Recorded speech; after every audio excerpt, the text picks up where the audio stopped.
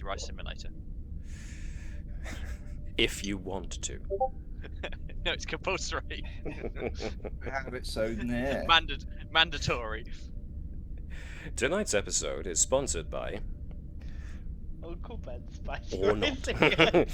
As Gareth quite rightly put it, we're not sponsored, we're just fans.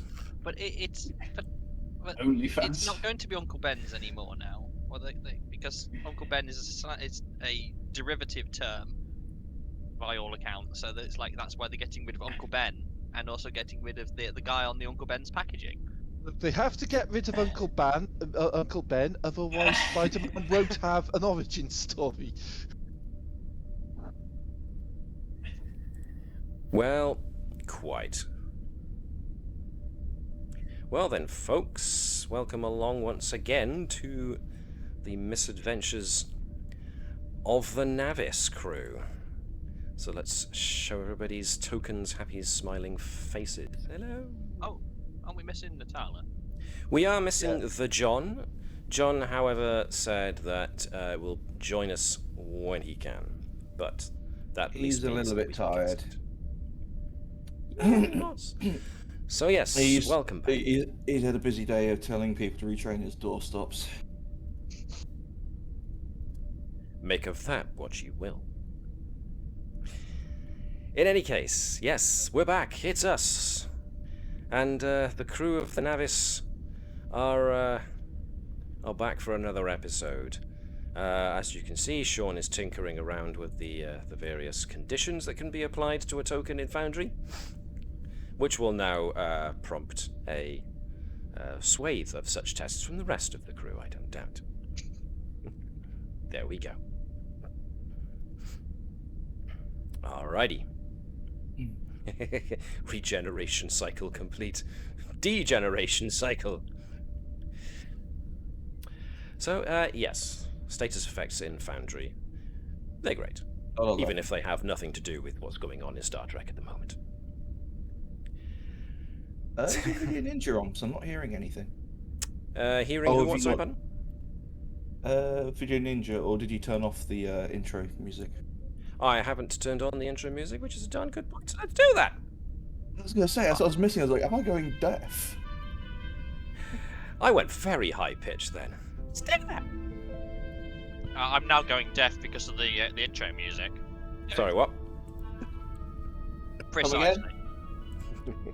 It's going to be a very long night again tonight, isn't it? It's always going to be a long night, but it's the enjoyable kind of long night, I like to think, or at least I hope. Days now. So, we have one person watching the stream. Please don't scare them off by singing at them.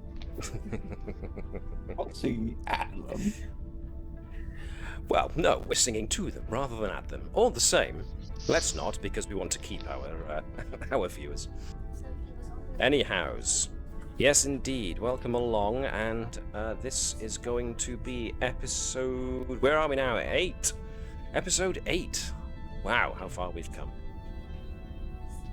If we cast our minds back to what happened not long ago, we will remember that some shenanigans have indeed started happening.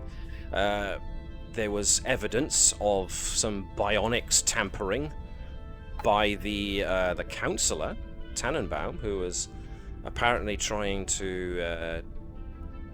well, we're not sure what she was trying to do, actually. But she was the one behind it? Well, she was behind something, certainly.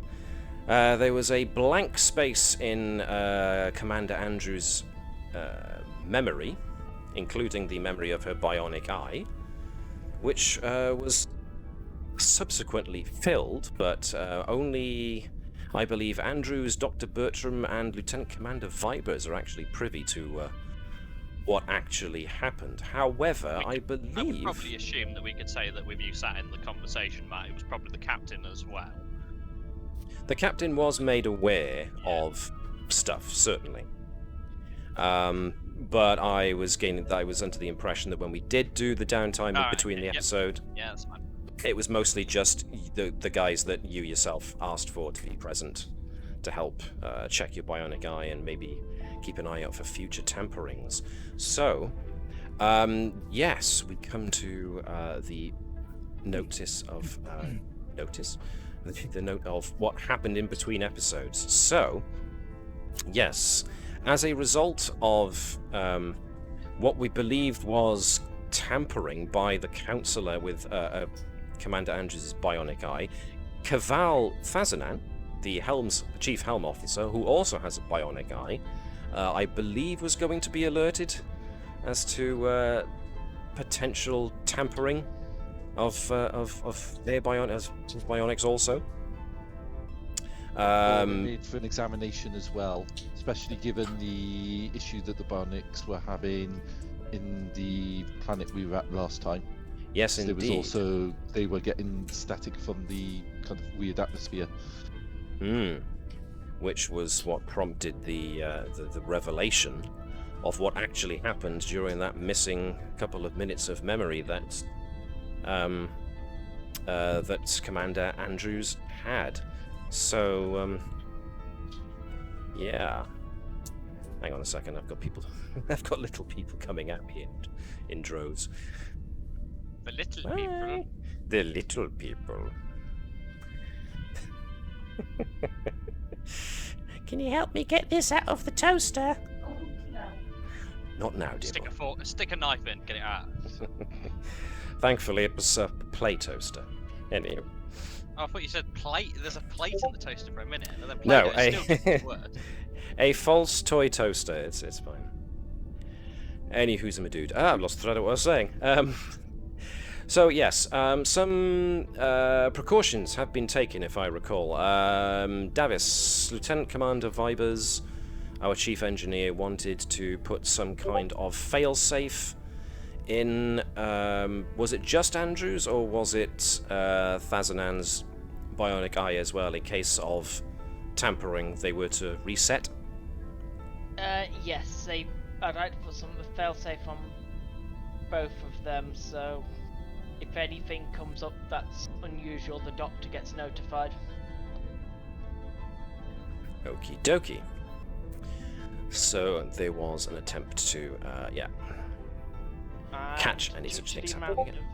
Damage in the last session, I've requested the captain transferred operations to engineering to assist with the sheer amount of welding and holding the ship together that needs to happen on the trip.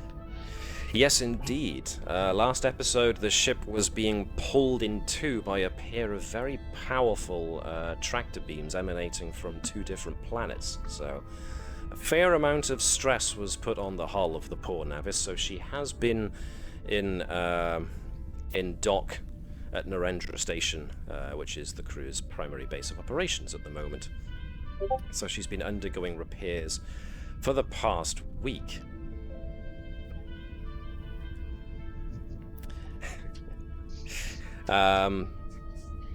Anything else? Let me think.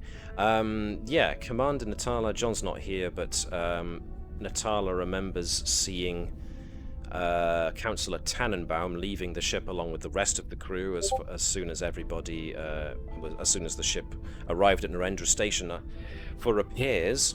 But that was the last time anybody saw Counsellor Tannenbaum. Commander Andrews alerted station security to try and see if they could find Tannenbaum. They couldn't. They found no record of her departure. No one knows where she went. And Admiral Hebert and Captain Ducasse have all been made aware of this. So we got to organise the party, got it. So yes, the party to celebrate the awful counsellor's leaving will be in the mess hall. So to be a big cake that says, "And nothing of value was lost." See, the question is that we now need to ask the Admiral if she knows that Tannenbaum was a double agent, because if the Admiral knows, it means that the Admiral deliberately put a double agent on the ship, Or if she doesn't know, the Admiral's that inept at picking her own elite circle of people that she allowed a double agent to be elected, which is really going to put the Admiral in a very interesting position on either way she answers the question. I feel someone that should Or she's proofread not the a statements double that Andrews agent. wants to send.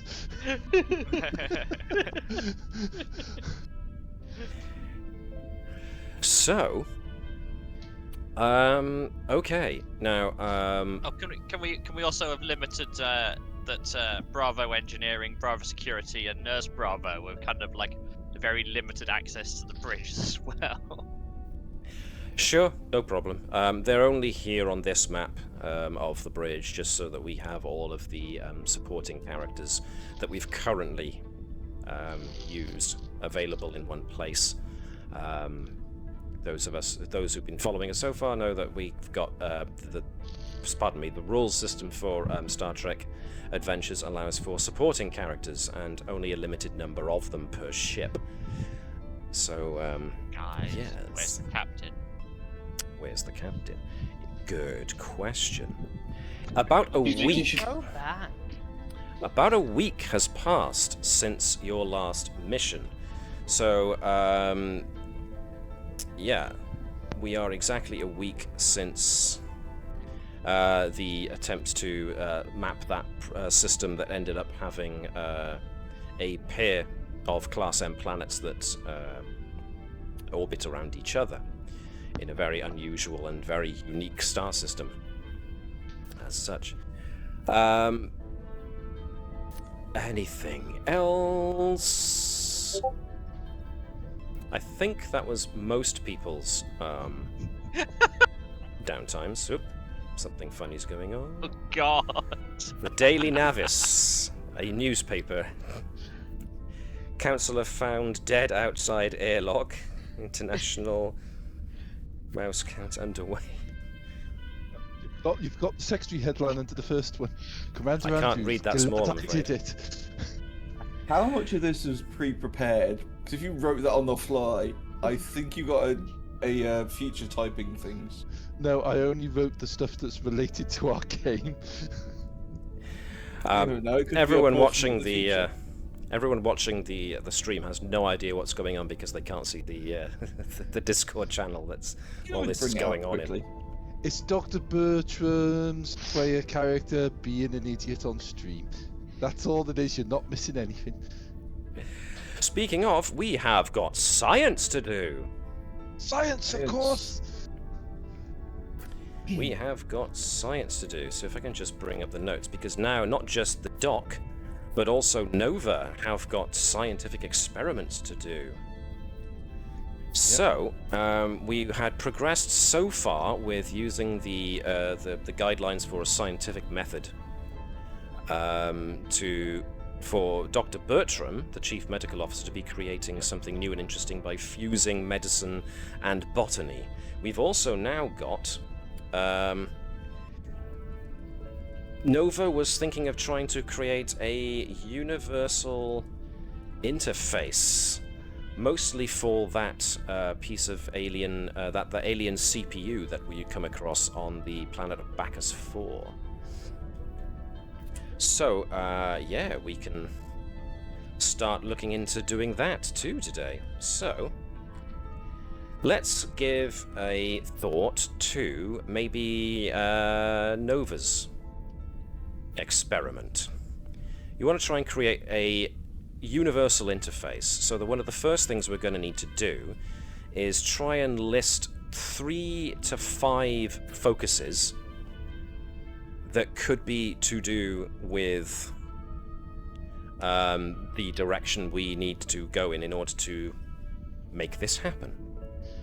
So, may as well start things off with Shaun, since Shaun's character is the one that's going to be is going to be the head of this little project. So, Shaun, what hypothesis, as in what focus, do you think might apply to this? So I think the main one that Nova would be using would be tinkering and technology experimentation. So that'll be basically trying to recreate things that she's seen before in the alien interface on the last planet, Right. as well as trying to link that to our own technology. Okay, so it's a certain amount of tinkering and a bit of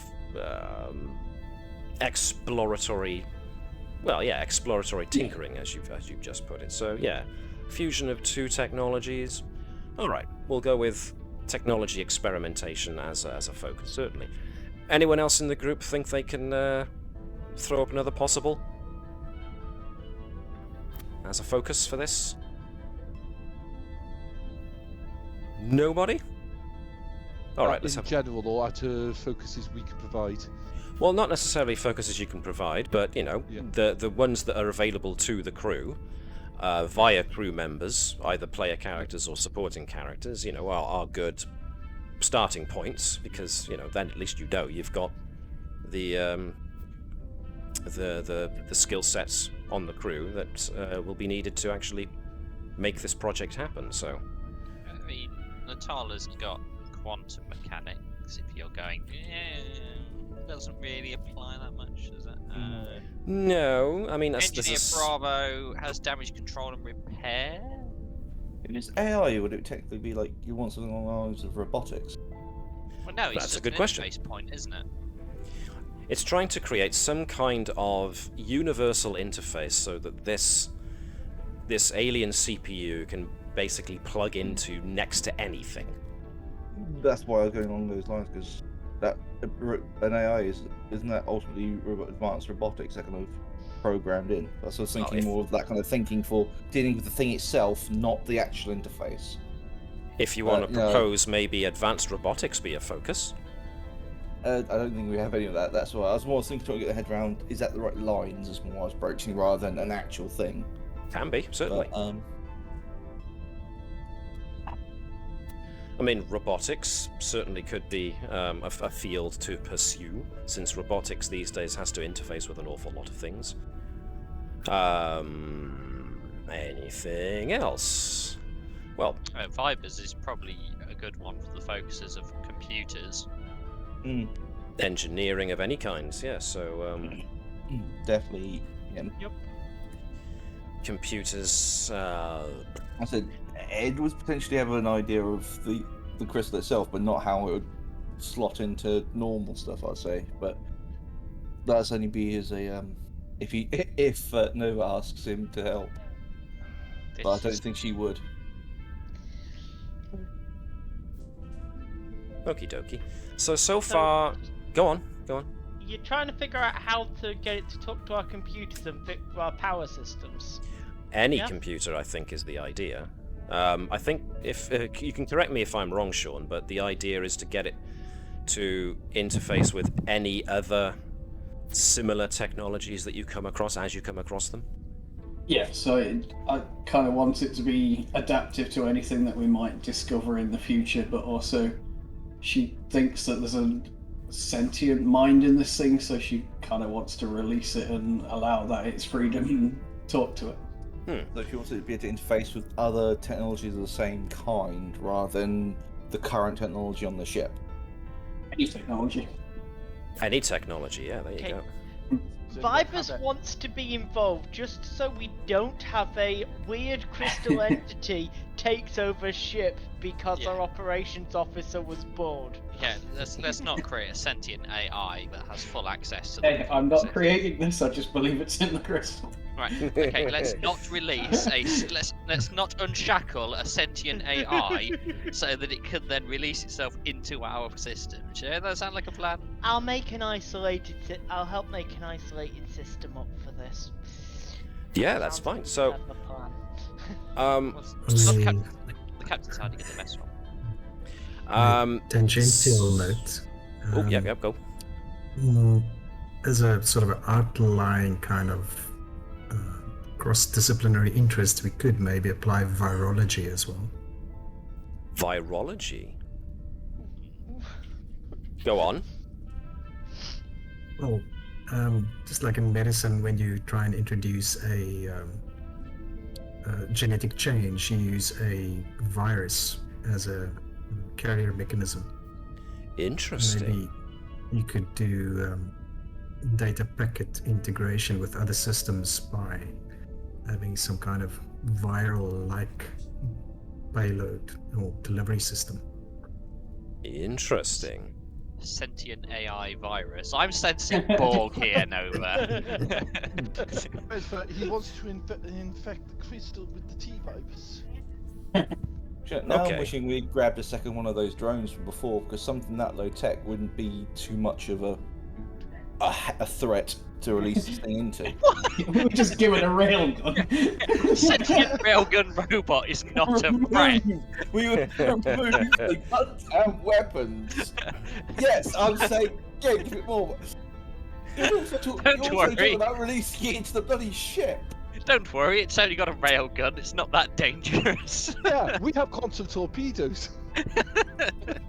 No, we had quantum torpedoes. Yeah. Unfortunately, the Not weapons leaving it as console's that. next to operation. Okay, is there like a Hoover bot or something we can use? Sanitary droid.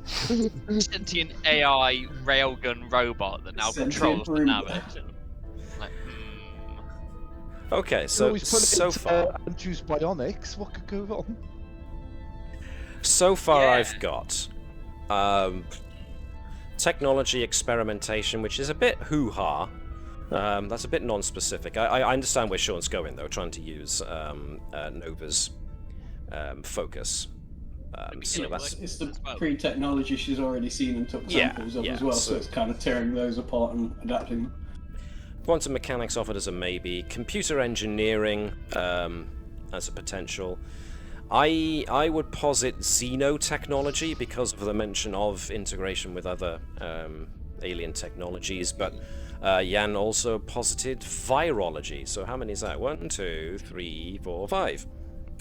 Okie I've dokie. got ancient technologies, but that will only be good for moving it into, or potentially interface for older stuff. Well, older stuff as well. But Exactly, and if Nova, being the head of this little project, wants it to interface with anything, Yep.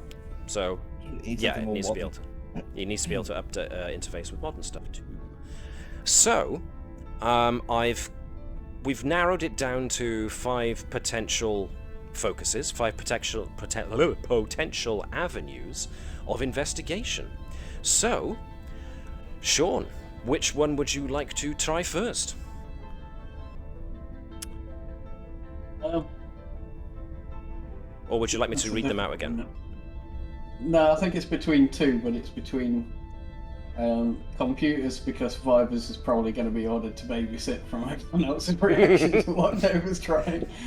But also Nova just immediately diving in and using her technology experimentation to start adapting what she has. Well, if you remember, the guideline for trying to create a new thing using the scientific method guideline in the rulebook is that you choose an avenue, as in choose a focus. We'll make some checks to see how far you get down this particular path, and if you make enough successes, you might get an idea of whether or not it's the right path to go down. And if you think it is, then next time, at the beginning of the next episode, rather than the next session, the next episode, if it's still looking like the right path, then we can try again and see how far we get with it. If it doesn't look like it's the right path, then at any point after this first time, you can abandon that one and try a different avenue. So, we are going to need a check. So which one would you like to try? Which avenue first? Do you want to try the... It sounds like you wanted either the computer engineering or the technological experimentation. Yeah, I think I'm going to go experimentation. It makes a certain sense. degree of sense. So we're going this one first. So, well, Nova's the project lead. Is there anybody she would like to help with this? I mean, Vibers makes a degree of sense, since, you know, Vibers is going to be watching Nova like a hawk, probably, with how this interfaces with the rest of the Navis' systems. It's amazing how how the lab ended up right next to my desk in engineering. The labs are modular. Terrible coincidence, that. There's just Vibers there just staring daggers at her the entire time. Whilst singing into a saucepan. Oh, I keep posting you reports in pics, and you haven't picked them up. Alrighty. So yeah, I think you should invite Nurse Bravo along because he's got the virology, and Vibers along because he's got the computer's knowledge. Well, at the So- moment, since the virology avenue isn't being pursued yet, you could leave Nurse Bravo out of this for now until you do try the virology avenue. So she would also invite him along as a tuning fork for what she's trying because she knows that this thing can be reached through empathy. Ah. So if something that she's doing has an effect, he might pick up on something she doesn't. Ooh, I like that. Okay. Then in that case, yeah, Nurse Bravo can indeed come along. Alright. So, who can we have? Webby, do you mind rolling for Nurse Bravo? And Davis, you can do an assist as Vibers as well. So Okay. Nova, let's see. You're using your technology tinkering, so this is going to be very much daring, I think. You're trying something new and interesting here. Mishmash of various things, but it's going to be daring and science with your focus. Vibers, this is going to be... Well, I'll let you choose what you think is appropriate. I mean, control makes sense, reason makes sense, insight makes sense, daring makes sense, so... I'm gonna go for reason and engineering with the focus of computers or power. One of those will fit. At the moment, it's less about power, it's more about computer interface, so computers makes more sense. Cool. So you'll be rolling one dice and doing that check. So, Yeah. you alright with that? Yep. Awesome. Alright with that. Webby, let me see. We're doing the old telepathic powers of a betazoid here, so if you could get Nurse Bravo to roll me up an insight and command. No focuses, but just rolling one dice. So if Vibers and, yep, thank you, Davis, and Bravo could roll first to see how many.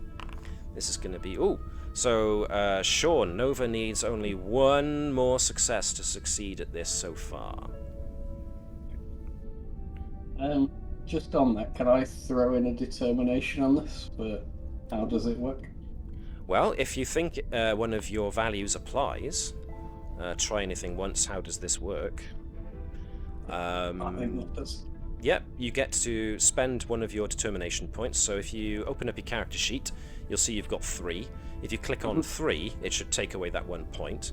So now when you make your daring plus engineering check, you click the perform task button. There is a checkbox for using determination / value. Yep. Make sure you've got that checked, as well as your focus, and roll 2 dice. Complications of the world. And we have released sentient AI, not into the Navis, into the starbase. Well, by using your determination, you have bought yourself a dice that has pre-rolled a 1. So there we go. We've rolled a dice. 2 successes. So you got 1 over and above what you needed. So you gained the party's first point of momentum this session. And you have made progress. Alright, so progress so far, that went pretty quickly. And tinkering and pulling things apart and trying to make different types of technology work has been very interesting, but you're not entirely certain that it's getting the result you wanted. You think maybe perhaps you're thinking too much in terms of, I want this thing to be able to talk to any others like itself. Whereas what you might be trying to accomplish might be a little... Maybe if you dial it back a bit more simply and go, I just want this thing to be able to talk to stuff. So, you've gone down this avenue, you've made quite a good bit of headway with it. You're not sure it's showing the kind of results that you were looking for. So you made enough headway this time that this particular avenue might not be the one to go down, you think. So next time, perhaps try a different avenue. But let me not overstate. You came very close to something there. You came very, very close to creating something there, but there was just a little something missing. So it's back to the drawing board, but you were very close. Okie dokie? Yep. Right, awesome. Speaking of which, we've got to do Bertram. I've got to do Bertram at some point. Yes, well, you were pursuing your own. You were pursuing your own investigation. Yeah. Last time we were using botany as the avenue you were pursuing. Yes. Yeah, or was it xenobiology? Well, we'd established in the first round of the botany was basically we made excellent progress, but botany was not the way to go. Okay. And then the second round, xenobiology, we got some successes, and basically we're not currently certain if that is the right way to go yet. So I'm going to continue that one. With xenobiology, okay. And I do believe Natala was helping you on this, because she was actually very interested. Yep. Was anyone else helping? I forget. Well, Nurse Bravo's already been helping, so if he was going to help, it's already been done. So we'll just do Natala this time, and John's not with us, so we'll just do whatever. So, Bertram gets his usual insight plus medicine on this, if he wants to use insight plus medicine. Yep. I think Natala was using insight plus science to try and help, but had no focus to assist with. So I'll just roll that for Natala now. 1 success. So Bertram needs to make up for 2 successes here. Yep. With that, he has xenobiology as a focus. So it is losing the focus. So I need to make 2 successes. I'd like to use a determination as we're researching as foundation. Mm-hmm. So you get to buy yourself a dice with pre-rolled 1. Yep. So that should just be if I click using determination. That should automatically do it, shouldn't it? Yep. Okay. Check that and it'll already have done it for you. Yep. Okay, here we go. Best of luck. 4 successes, so you get 1 over what you need, adding more momentum to the pool. So we got 5 actually, so that was 2 over. So you make excellent progress with that. And I can almost feel Webby's approval now with the extra momentum. Yeah, spend it. Ask a question. Well, you make excellent headway with that. You manage to follow that all the way down to the end, and mixing xenobiology, mixing different types of alien biologies as a means of trying to get these radiation curing plants. Unfortunately, it doesn't yield the results you wanted. You made excellent progress with it, and it was certainly a really interesting avenue to go down. You learned a lot from it, but just trying to cross-pollinate things alone didn't seem to yield the results you were after, unfortunately. So it'll be time to try. Next time, you'll have to try another avenue. Do you want to tag that potential other avenue now so we can get straight into it at the start of next episode? I think the next one on the list that he'll try is genetics. Alrighty. So we'll tag that one for use next time. So there we go. Very good. Excellent progress made by both scientists this time. Cool. So they called me mad in Moss School. Moss School. Yep, totally the school I went. It was named after the founder of our colony, Cornelius Moss. What? You thought there was another reason? Okay. Now then, it's worth mentioning before we begin properly, and I'm going to change the music a little bit here, because got a fly buzzing past me. I'm not dead. I may smell like it, but I'm not dead. Go away. Pardon me. Right. Thing. The Navis has been in dock for a week whilst repairs have been going on, therefore everybody has had time to do their own thing, including, of course, the continuing of their own science, or the start of their own scientific projects.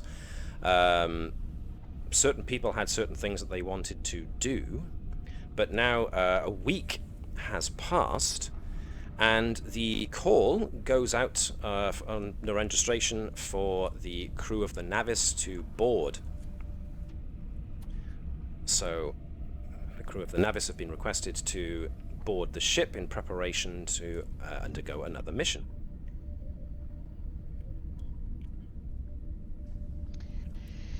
Nothing unusual there. Oxy pills. Nothing unusual there, but as preparations go, everybody starts to slowly realize that they haven't seen the captain. Captain Ducasse, indeed. Nobody has seen Captain Ducasse in quite a few days. Eventually, as the senior bridge crew get to their stations to perform checks before the final call to not disembark, to leave the station and to get underway on their mission, that's when onto the bridge walks Admiral Stoker. No. Admiral Stoker makes her way onto the bridge. At which point she stands just in front of the captain's chair. Admiral Stoker, a middle-aged woman, she's got a couple of unhealed scars here and there on her face, so she's obviously seen some action in her time. She looks around the bridge, nods at everybody, and then directs a acknowledging finger towards Ensign Edwards. Communications officer, could you open a shipwide channel, please? As soon as Edwards does, Admiral Stoker addresses the crew. We have received a mission. However, I'm sure it hasn't escaped people's notice that Captain Ducasse is not present at the moment. Captain Ducasse has requested some personal leave time, which I believe is more than overdue. As at the moment, the continuing tensions between the Federation and the Klingon Empire mean that Starfleet at the moment is having a shortage of captains with which to post to ships. As such, I will be taking command of this mission until Captain Ducasse returns. Needless to say, this will be a strange experience for some of you. I assure you the captain will be coming back. You will see her soon enough. This is just an interim measure, since the captains of both the Bellerophon and the Virtue are of course busy on their own assignments. So it was deemed necessary, personnel-wise, that I would be the one to take command of the Navis until such time as Captain Ducasse feels that it's time for her to return off of her leave. So, I expect you to perform in the same manner that your captain has become used to. I have no doubt that we'll be working well together on this next assignment. Thank you very much, crew of the Navis. This is Admiral Stoker signing off, and she gives the nod towards Edwards. Very well. If I could have the command crew please join me in the conference room, we'll just outline our mission. I'm going to take us all to the conference room. How much of her words did she actually believe when she was talking about extended leave and things? Say that again, sorry, Shaun. I'm not sure I quite understand. How much of her own words did she seem to believe? Like, was she trying to mask anything when she was talking about the extended leave? Give me the usual Insight Plus command check to see if you could read emotion. Of Admiral Stoker. 2 successes. Okay. There's very much a wall at the moment around Stoker's emotions, but there's a... how best to describe it? There's a tremor in that steely facade, certainly. As far as how much of her own words she believes, you're not sure, but like I said, there was a tremor in that in the steely wall of control that Stoker seems to keep around her as soon as she mentioned Captain Ducasse and her period of leave. Okay. Okay. Matt? Yeah. Given that Bertram would have been in sick bay when the call went out, on his way up he wants, given the closeness to sick bay of the counsellor's quarters, he wants to do a quick check on the way to see if the counsellor's actually around. All right. Yes, I'm sure. Sorry if I didn't make this clear, but it also brings me back to something that I think Webby Davis brought up, which was searching the counsellor's office. Right. Surreptitiously while everyone was leaving the ship, whilst it was being when it was docked in for repairs. Naturally, as you probably expect, you didn't find anything. Nothing out of the ordinary. But when you got to her office after everybody had left the ship, you found that she had taken all of her notes, all of her data that she'd brought with her, because when Natala saw her embark on the Navis for the first time, she had her hands full with like data pads and a wheelie briefcase of other stuff. All of that has gone with her, so it's just an empty office now. The counsellor is no longer in the house.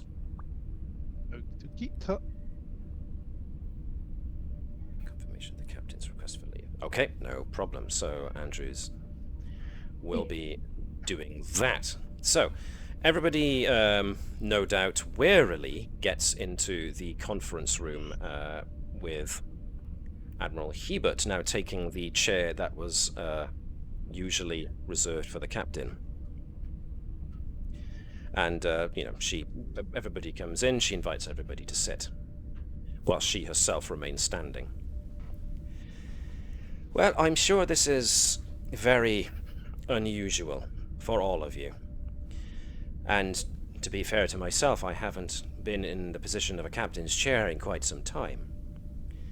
Suffice to say, it came as a bit of a surprise to Admiral Hebert and myself that Captain Ducasse needed to take personal time, but when viewing her record, she has foregone the need to take leave, so apparently it was some form of family emergency that has taken her away from her normal duties. And as I indicated, she had accrued a great deal of untaken leave, so Admiral Hebert and myself thought it best to let her have that time. It would have been nice to have informed of the situation prior to your arrival, Admiral. Yes, I'm sure, but it was very last minute, so my presence here was more of an indication of a mad scramble than anything else. I apologize if this causes too much too much of a problem. In any case, we have a fairly standard mission ahead of us, so that we can ease our way into this new working relationship that we have here. So, if anyone has any questions, feel free. Okay then. Our current mission is, as I said, a bit of a simple one. There is an archeological expedition going on the planet of Epsilon Alpha III, which is it's just outside of Federation territory, near the Shackleton Expanse. It borders other territories also, but is currently in unclaimed space. The archaeological expedition on the planet of Epsilon Alpha III is currently investigating ruins of an advanced civilization. However, recently, they believe they have managed to find a way to extract a power source, which they had divined was inside of this ruin that they call a bunker, for lack of a better description. This bunker apparently contains some powerful source of energy that the archaeologists were trying to get at. This bunker that they came across, allegedly, was the means by which they were going to gain access to this power source. Gaining access to that bunker has now, however, become something of a complicated issue, as third parties have become interested in the dig site. As such, the commander of the expedition has asked for Starfleet assistance. So we'll be proceeding there under Warp 5. It should take us all of 3 hours to get to Epsilon Alpha III. Any questions? We know who these third parties are. We're not sure at the moment, but all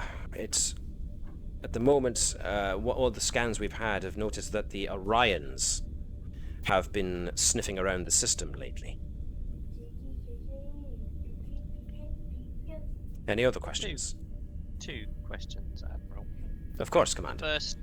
The first, simply to the last mission, we are taking one of the Federation's most powerful vessels into neutral territory on the border with the Klingons and the Romulans, where tensions are at an all-time high.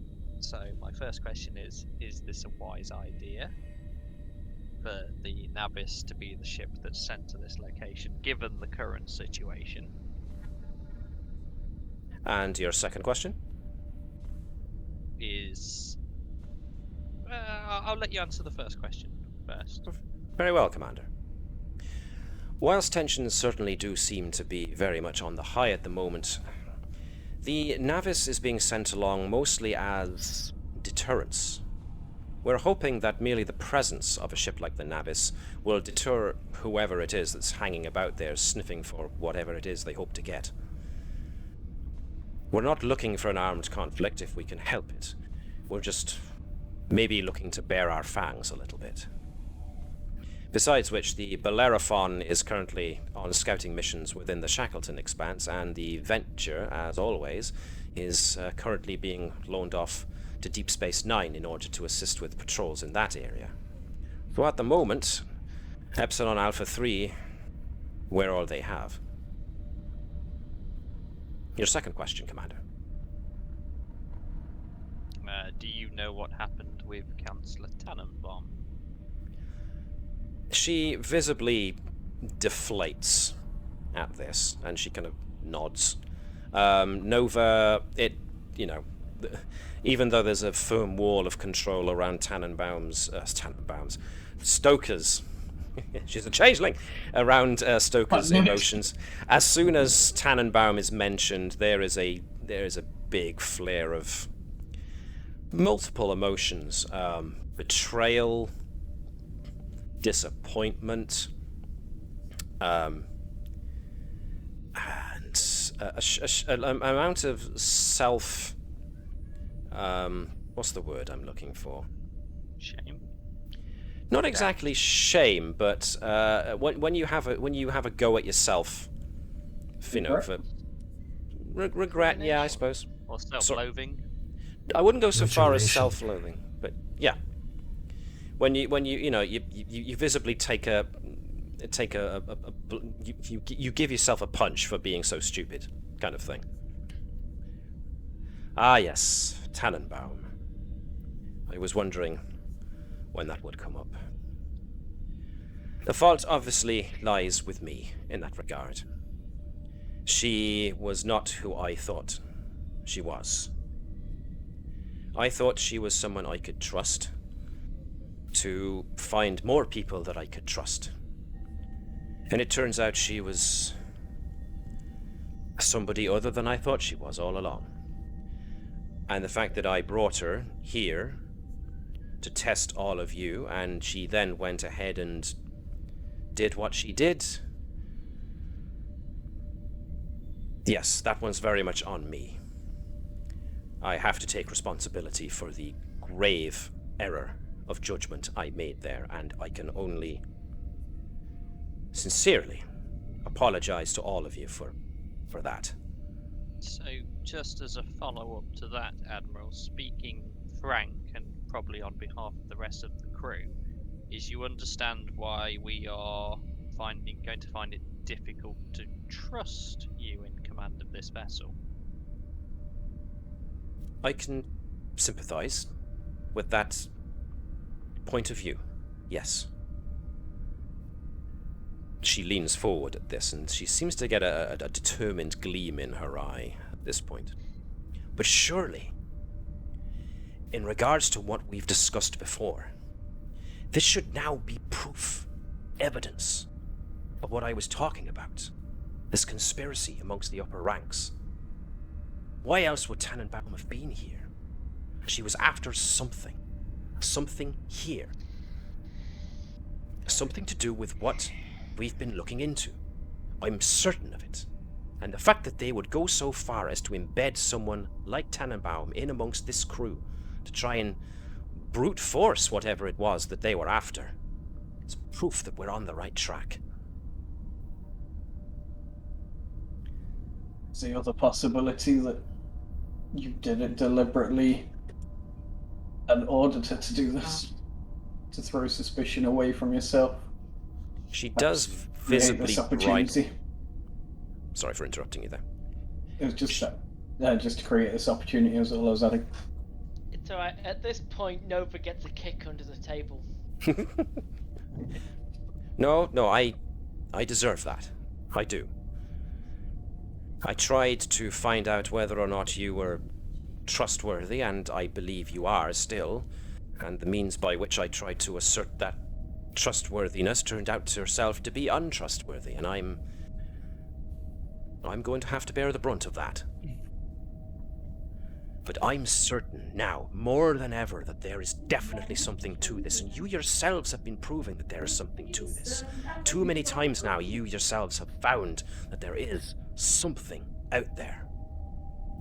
Will this mission show that there's another link in this chain? I don't know. This is a legitimate request for aid from this archaeological expedition. However, if we do find something to do with the project that we've all been working on, so much the better. There seems to be a lot of planting going on in this crew, and it's not just moss. I like the moss.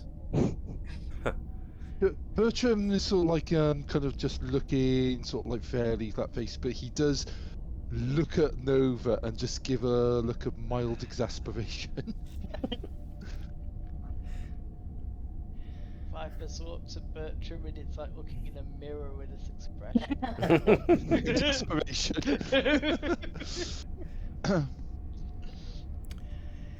I only hope that over the course of this next mission together that I will go some way to gaining some measure of trust with you again. But for the most part, I'm going to have to ask you all to work with me here. Now, obviously, the crew are going to be a little bit more than a little bit jarred at the fact that someone else other than their captain is in command of this mission. I'd like you all, as the senior officers, to go some ways to at least assure the crew that their captain will be back and this is simply an interim measure. As for myself, I will be leaving the majority of command decisions to Commander Andrews here, in order to keep that familiarity that the crew is used to ticking over. I will, of course, assume command as and when is necessary, as befitting the commanding officer on board the ship. But for the most part, this is simply a relief mission. Andrews, I think, is going to visibly tighten up when she said that. Okay. Well, are there any more questions? Bertram will say, on the matter of creating bonds of trust, you no doubt are aware of the security protocols that I've been tasked with enacting for the crew. Would you agree to taking part in the first round of them? If nothing else, it should provide some measure of relief to those who might be worried for the matters that we've discussed. Are you referring to blood screenings and testing Yes. and the like? Absolutely, I Yes. will submit to those tests. Thank you, Admiral. Absolutely. If there's nothing else, then I suggest you all proceed back to your stations on board the bridge, and we will get this mission underway as soon as possible.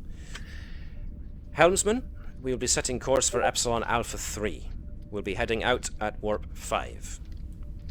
As soon as we leave the station, I shall be pretty much spending the majority of my time in the captain's ready room, unless it's absolutely necessary.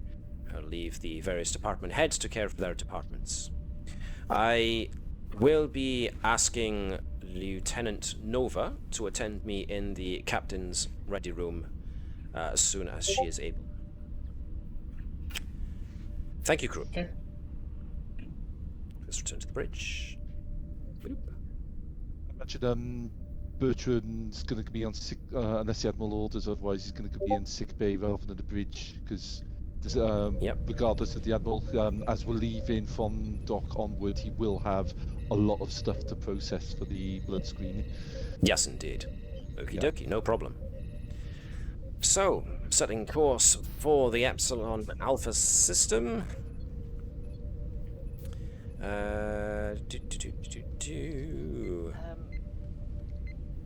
Engineering is setting overriding the system if I can. I can't stop the Admiral's overrides, but I'm getting the system to tell me when they happen. So you want to embed just basically an alert for whenever Admiral want an Stoker alert. initiates command override kind of thing. Yeah. I can't stop the command override, don't have permission for that, but I'm sure I can sneak in some sort of debugging stuff. All right then. I would reckon that's a fairly simple task for someone of Viber's skill. So I'm not going to require a check for that, since it's such a simple thing. So He's going to download all of our cookies when no one's looking. It's like, Could be a interesting complication.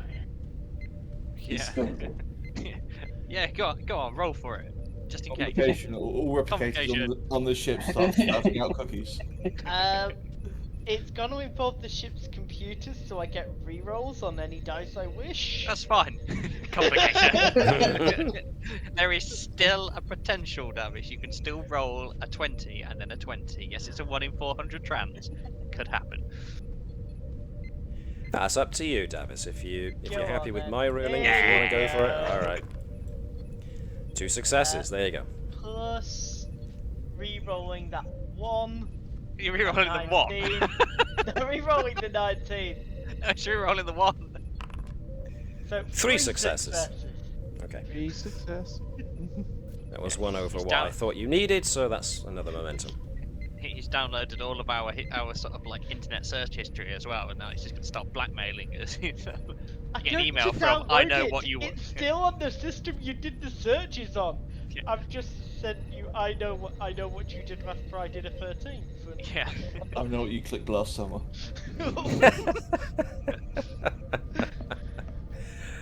Okay, right. Well, the ship gets underway, and Admiral Stoker basically hands command over to Andrews while she retires to the captain's room, captain's ready room. In which case, she asks for Lieutenant Nova to join her. In the interests of keeping things moving, rather than have us do a private little aside, Shaun, I am going to do this as a public thing. So I'm trusting. Yes, I'm trusting that everyone here doesn't use out of character knowledge, but then it becomes up to Shaun whether or not Nova spreads what she learns later. Essentially, Stoker. Sorry. Okay. Just saying, I'm sure she'd spread a lot of it. Yeah. So Stoker invites Nova in and asks her to sit down. Right. Your status as an empath has been extraordinarily useful for Captain Ducasse and for Commander Andrews during away team missions. I would like you to continue to utilize your talent for something very crucial, Lieutenant Nova. You see, we don't know for certain that there aren't more people like Tannenbaum secretly hiding amongst the crew of the Navis. And seeing as you are the self-appointed morale officer on the ship, it means you get about around the ship, liaising with a lot of different members of the crew, quite often. So I'm giving you a very specific task here, Lieutenant. I'm appointing you as my eyes and ears on the ship. I want you to keep your senses sharp for anybody who does not appear to be who they should be. We need vigilance, Lieutenant. We need to make sure that there are no more agents amongst us trying to gain access to whatever it is that these people are actually after, trying to sabotage the workings of the ship, the crew's teamwork. Can you do that for me, Lieutenant? I believe that would be within my purview as an operations officer to do that, yes. Excellent. On a note of that, Admiral, I'm sure you're aware I tend to use this ability on anyone I interface with. You yourself seem to have an uncanny ability that I'm not that familiar with, of masking your emotions. I'm an admiral, dear girl. I have to remain a tight veil of control, or at the very least the appearance of it. It's not easy around an empath like yourself. But even around telepaths and empaths, an admiral has to, and a captain for that matter, have to give the veneer that they're in control at all times. So I'd be appreciating it if you didn't spread this knowledge around the crew all that much, especially amongst the junior officers who need to know that their command crew are less than confident. It was more a request as such that I think may help in this matter. Is perhaps you could show me how you do that, show me how you set yourself up to do that, so that I might pick around it, or attempt to pick around it. Interesting. You want to use myself as a testbed to see if you can get through somebody's mental defenses? Yes.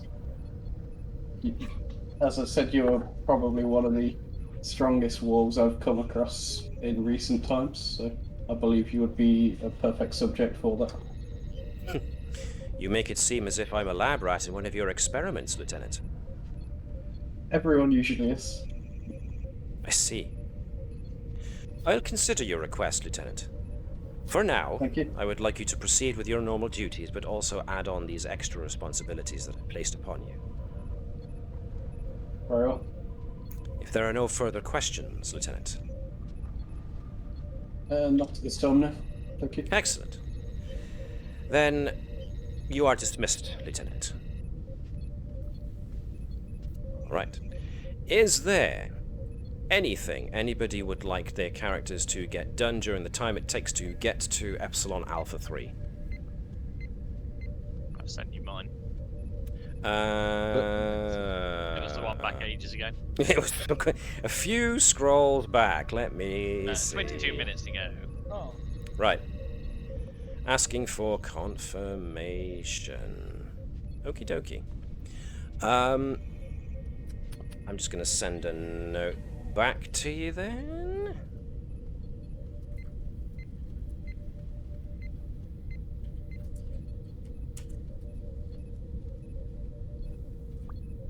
Okay. Intrigue. Okay then, so let me see, where are you?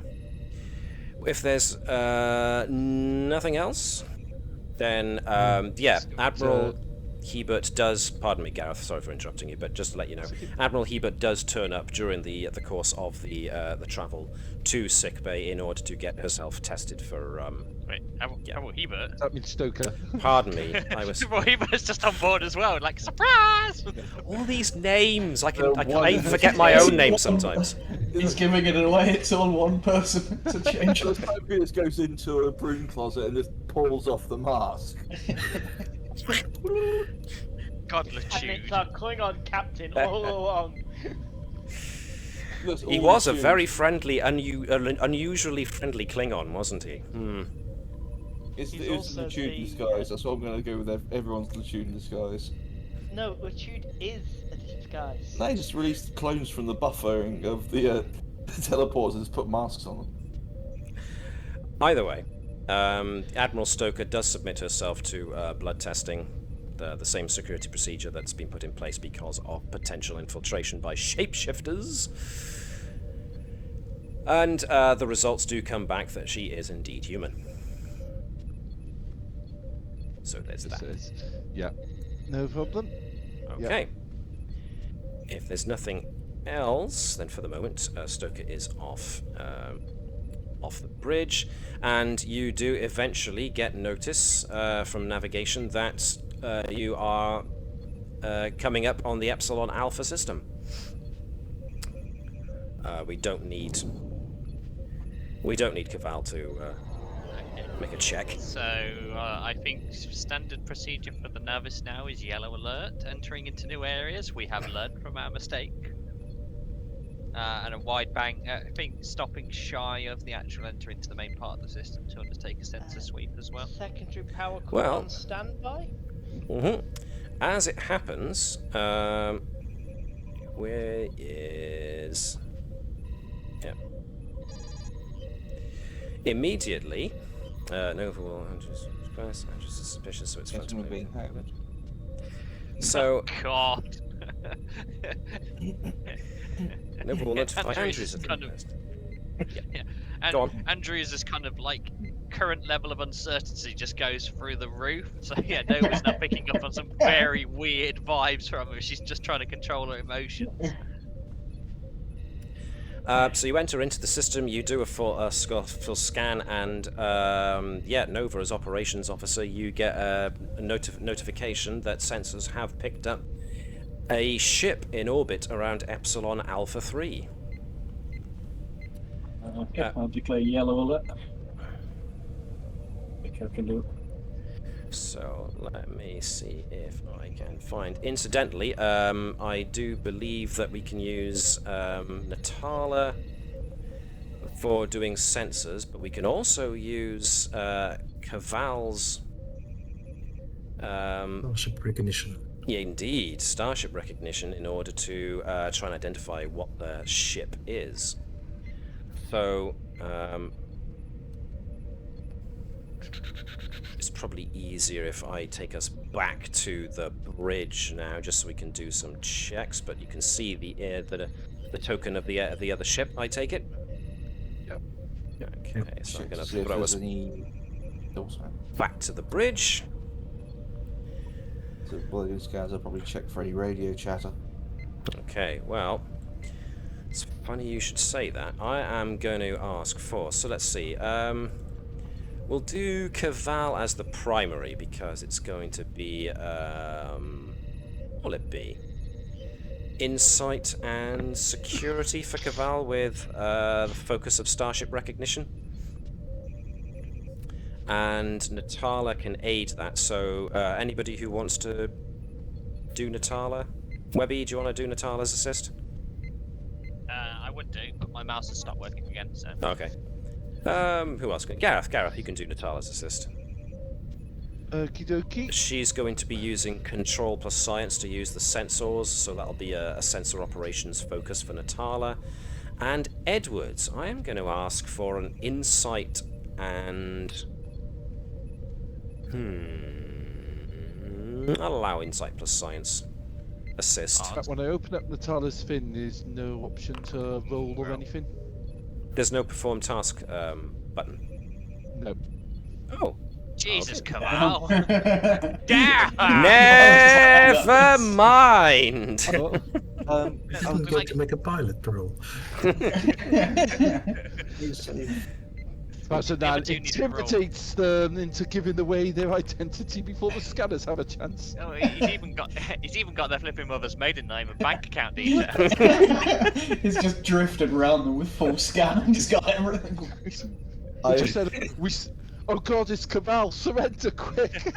I was going to say, because here I'm listening in on potential alien, well, another species radio, would I be able to use xenolinguistics as a focus to identify if they're speaking native tongue? Yeah, sure. I'll allow that. No problem. Surely the universal translator tells you what language they're speaking. But he's listening out for the evidence of alien comm chatter on certain frequencies to do not with hails, certain aliens. just So that's a lot of momentum earned there, mostly from Keval, so that's way, way and above.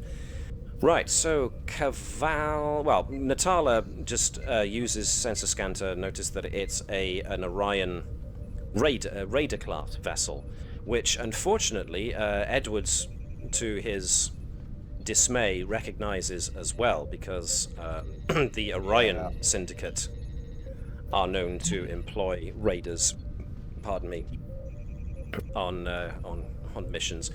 Keval, well, yeah, you recognize not only that it's an Orion raider, but also you reckon that you could, within a certain degree of success, even put down as to when it was constructed, where it was constructed.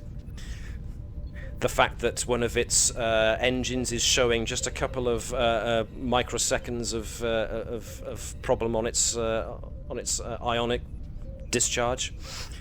But moreover, Keval's knowledge of such vessels is that it's a fast attack craft, a small fast attack craft that's capable of orbital entry as well as interstellar flight. Tends to house around about 30 people. So it's a small fast attack raiding craft, usually used for quick in and out raids. And there's one in orbit of Epsilon Alpha III. So, with that in mind, standard protocol... Pardon me, sorry. I've just got a note that standard protocol at this point is to alert the captain of the change in situation.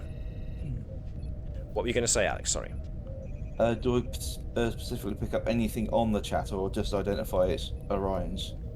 You identify a transporter signal has just been initiated from the ship down to the surface.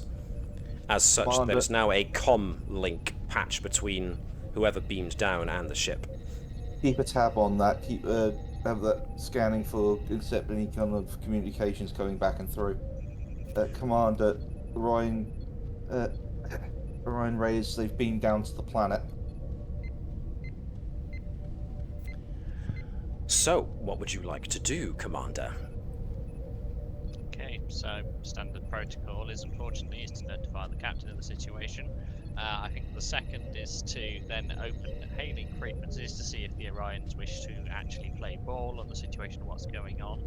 And the third would probably be to continue scanning, to undertake detailed scans of the planet to see if we can locate where the comms channel has gone down towards. Okay. No Along problem. with trying to probably see if there is on the surface we can undertake joint comms with the archaeological survey team. Okay. The Orions do not answer hail, as you would expect. A quick scan reveals that 3 individuals from the Orion ship have beamed down towards the coordinates that you were given for the location of the archaeological dig site. The planet itself of Epsilon Alpha III is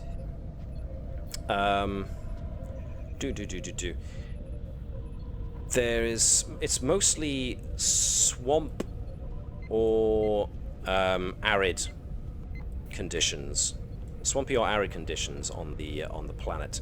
There are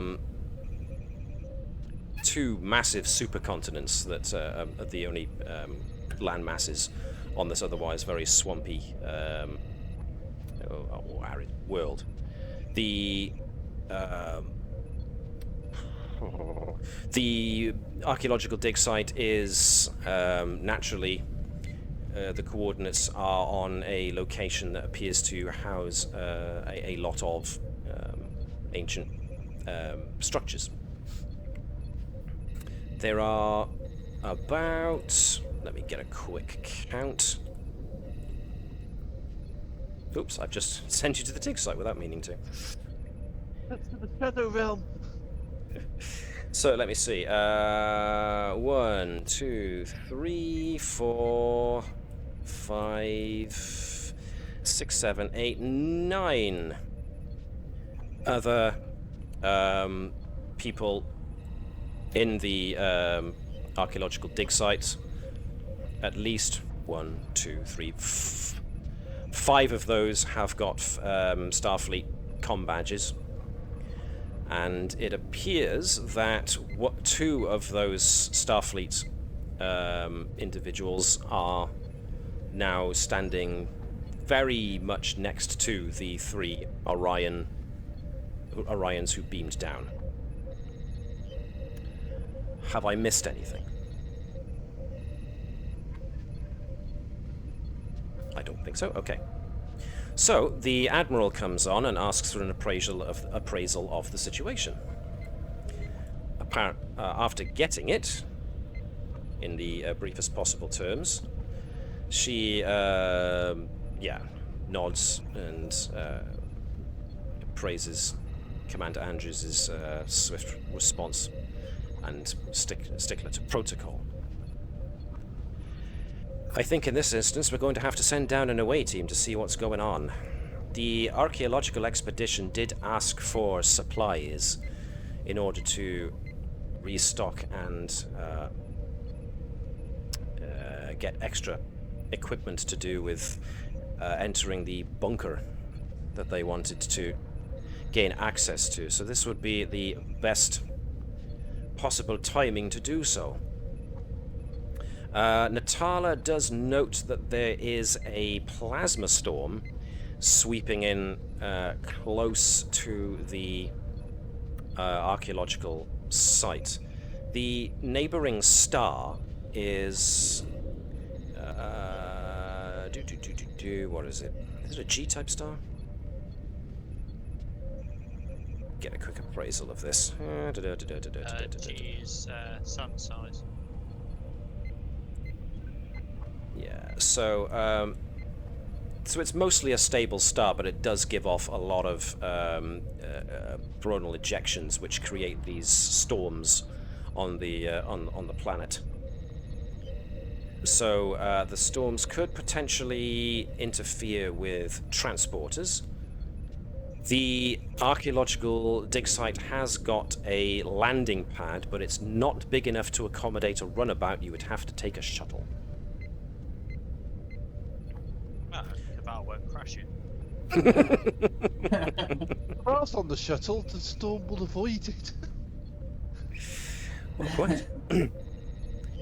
So, Commander, I think since we're dealing with a bunch of nosy Orions, since you have experience with security and tactical situations, and as the second in command of this formidable ship, perhaps it would be best if you went down to have a word with these Orions.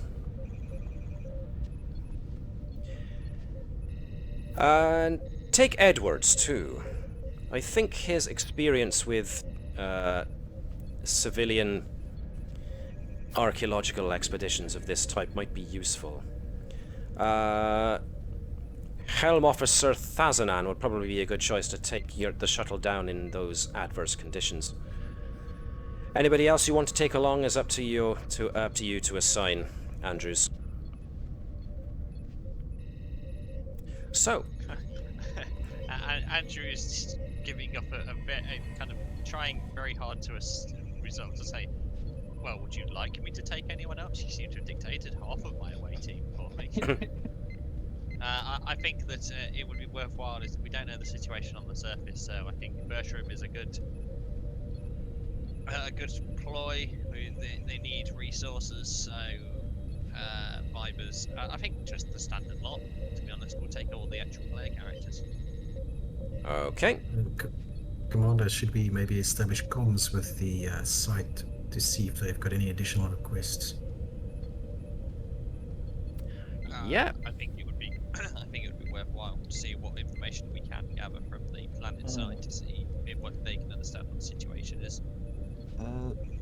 Commander, if I may, would it be an idea for me to, as I've got a vague lock on the current comms chatter, to relay that down to us so we can keep tabs on what communications are going back and forth from the Orion ship to their own team on the ground?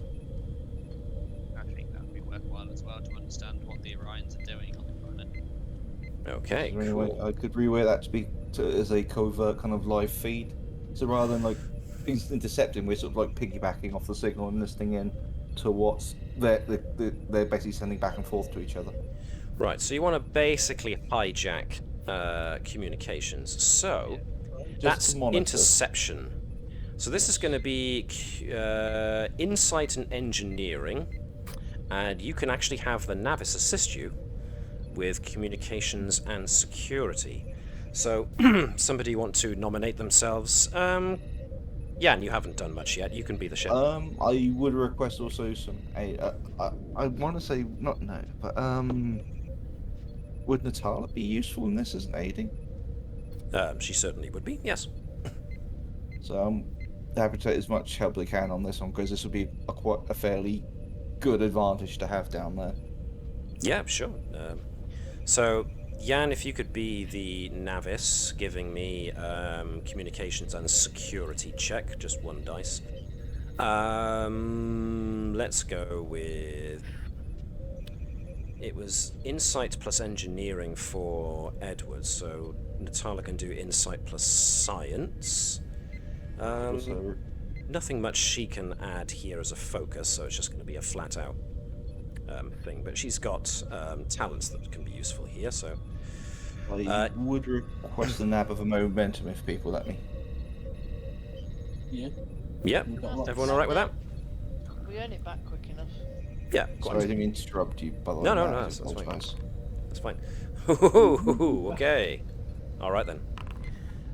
3 successes by Edwards and just a regular success from Natala. So you definitely get that momentum back.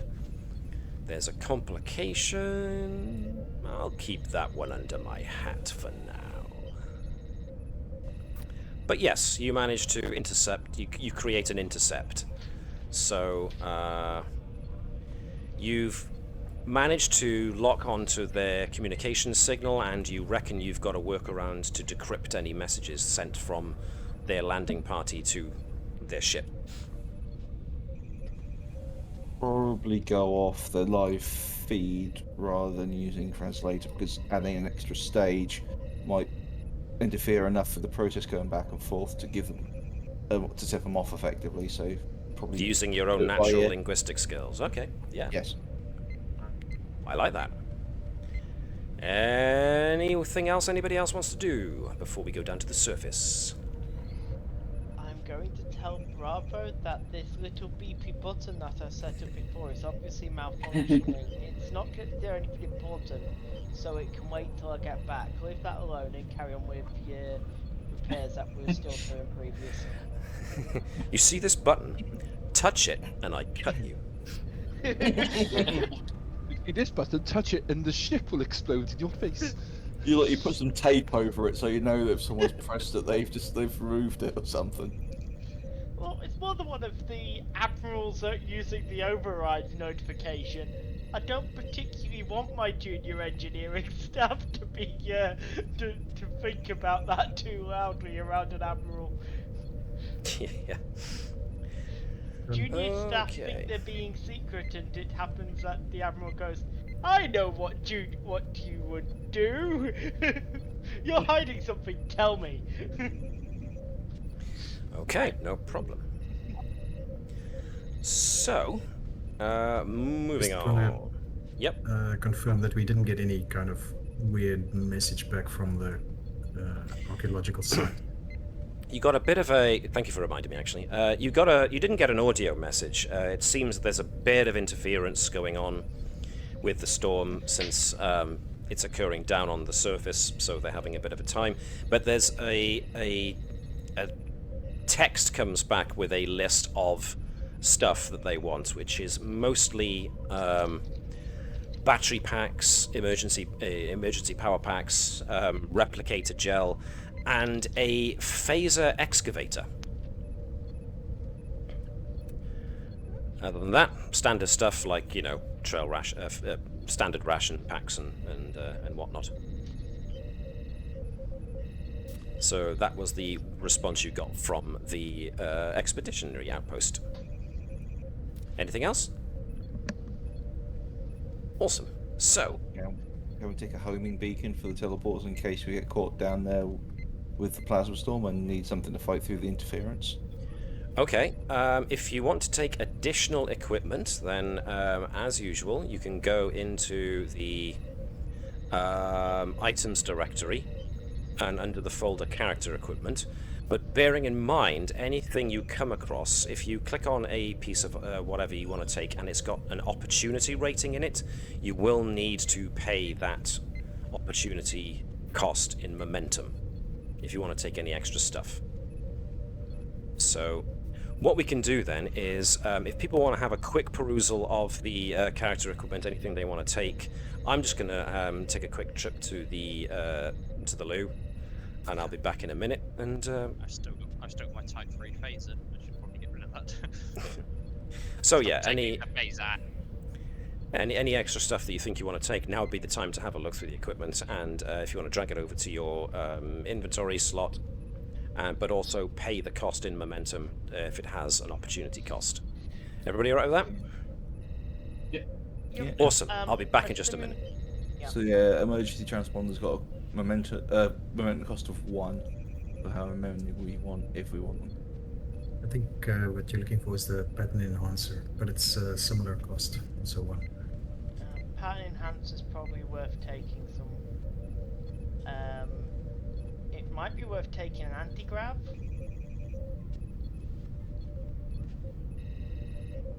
Got an anti-grav sled.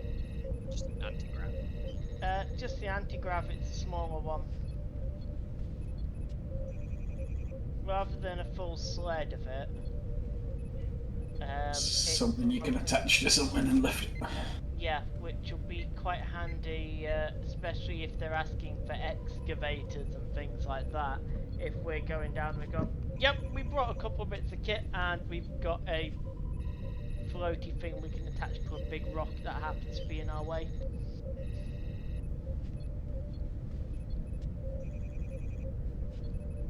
I think the anti-gravity sled would be better for that than for moving Cool. vehicles. I can do that if we have to spend any momentum on it. We got 6 momentum. Spend it. Spend it all. Alright, All of that's- the momentum. Just taking all the equipment. I'm going to take a field destabilizer because I can. Here we go. All Two right, how are we doing? I've picked up an anti-grav sled. Okay. I'm assuming taking that phaser excavator that they requested down with us is a Yep. freebie? That's a freebie. It should be in the We list, just actually. happen to need it before they ask for it. Oh, the phaser drill, pardon. So we're back. So Sorry. we're taking a pattern enhancer, are we, for Phaser emergency drill. transportation? I'm assuming so, since somebody's already paid the momentum for it. No, that was the sled. We've taken Okay. the anti-gravity Sled. sleds to your momentum. Oh, okay. Do So we the want answer one is or no. not, guys? Okay. Nobody has No, done it yet. take If it. you want to do it, Yeah, take it. Just take a pattern enhancer. Always worthwhile to take pattern enhancers with us. Yep. We know that pattern enhancers are really handy and turn into the weapon of the day 90% of the time. Lieutenant Okay. Nova from downtown. I'm intrigued by these anti-gravs and sticking them to my boots, to be honest. Well, he's taking an trying to anti-grav find- sled, so it's more like a. It's more like a the pallet. smaller ones. The small. No, we took the big one. Oh yeah. Oh, you want to take an anti-grav? Dear me. What Okay, if it dokie. should be standard protocol for us to take a detronal scanner on our away missions, just because of changelings? Test Uh, everyone. If you really want to, then a case can be made. Yeah. I've already got a detronal scanner in my standard kit anyway. Oh, great. So just take laser scalpels then. Just like. "Ee." I've got a laser scalpel in my standard kit. Right, you know what? I'm going to take some body armor then and a personal force field. Nah. What else is a kit? Med kit, medical tricorder, the kill switch for the bionics of Andrews, a tri-laser collector. In case the technology runs out. You see all the standard stuff. Kill Secret switch for the changeling potion. Oh. You just pull out some polyjuice. Late And 2030. there we have our first cross-franchise comment of the night. It had to happen sooner or later. We were doing well up halfway through. Yeah, not bad. We were doing alright with the Mysterons earlier. Why would you take a chronometer with? Has everybody gotten hold of all the pieces of equipment they want to take with them? Yes. There's always a part of me that wants to take a level 3 phaser just because I type 3 phaser. But it puts the pressure. Like, Because you like shooting stuff, I basically. do like let's shooting face it. stuff. There's Orions on here. They're being shifty. They're in a raiding vessel. Sounds like somebody shoots me. It does sound like so. Yeah. it does But sound we like- all know that you're not going to use it. You'll get one shot off that misses, and then you'll cast aside, decide to punch them to death. Yeah, but You do it every time. But I it's, don't like even. it's the feeling and having the shooty. I don't know why you even Commander. bother with a Type 1 pistol. You're just going to use your bionic fist. Have you not noticed that everybody else has a charge pack attached to their phaser? Andrews doesn't. It's just got the one shot. It's the equivalent of a bloody musket. Disposable. He has an empty one there because when he swings it, it adds to the weight. Disposable Type 3 phasers. Type 3 phaser shaped club. All right then. Well, Reinforce the stock. Why? Because it hurts more. the trip down on the shuttle is uneventful. It's not that bumpy because Keval's talent with piloting vessels, especially small vessels in adverse conditions, is renowned. I mean, the only reason you would have bumps on the way down is whether or not Keval wants to play with his passengers and make them think for all of a second that they are going to crash when they are in fact not. But that's up to Jan whether or not Keval's going to be that cruel. I'll just see how many seconds I can fly with my eyes closed at a stretch. Hey, look, no hands. Sorry, he's doing relays with it, like touch the back wall of the shuttle and run back to cabin. He decides to fly through the ship, through the storm with the power cut off. It's the only way he gets a challenge. So you eventually come down onto the above the landing pad. You got the coordinates of the site. The shuttle fits snugly down, and we find ourselves on the surface of the planet. So let me alter the Let me alter the ambience. And yeah, here you are. It's raining, and you know that means plants can grow very well here. Tell me more. So yeah, the first thing you notice is that it is somewhat wet. As soon as the shuttle door opened, you are hit with a wash of humidity. So, yes, it's extraordinarily close here, but also very damp. I'm going to say, because I have a valued balance of science nature, I enjoy the rain. So, yeah, from where you are, you've got egress to either side of your shuttle. I'm presuming there are boxes with the stuff you want to unload. Some were kept in the back. You can get at those whenever you wish. But for right now, you can disembark the shuttle. And, yeah. As you disembark, you can hear raised voices off to the west. As you see a trio of Orions, two of them looking like regular Orion toughs, but the one in the middle is wearing a coat with a lot more decoration on it, badges that have been taken from various different places. Some of them, one of them looks like a badge from the Romulan Star Empire. One of them looks like a badge from Klingons. There's one that looks like a Starfleet comm badge.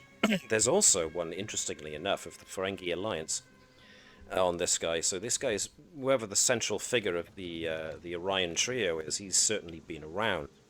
He's set somewhat larger than his fellows, but he still looks, in Orion terms, relatively youngish. Opposing these three Orion folks is a Vulcan wearing command pips, but with science colors, and wearing operations colors, a Tellarite, who is trying to look intimidating. Oh, the ankle biters always try. So, hold the phone. I've lost my... Doop. Well, you know what you need to do, Natova? You need to try harder. Steal them immediately. Oh, that is actually... Challenge into a battle. Yeah. Can I actually have bought the... Oh, where is it? The award talent. The Medal of Honor or the Declaration of Gallantry? Declaration of Gallantry, yeah. Can I have bought the Declaration of Gallantry with the rep I earned last time? If you want to. Yes, please. Any particular reason? No, I just want a medal. Medal off. Okay. Yeah. Where does it She needs her first gym badge. Does it live in talents? It's award talents. So in the yeah, I've already got item it. directory. I was just wondering, yeah, which one to put it under talents foci or yeah, just drag it over. It'll fit under talents. It's fine. So yes, the conditions around here are very wet.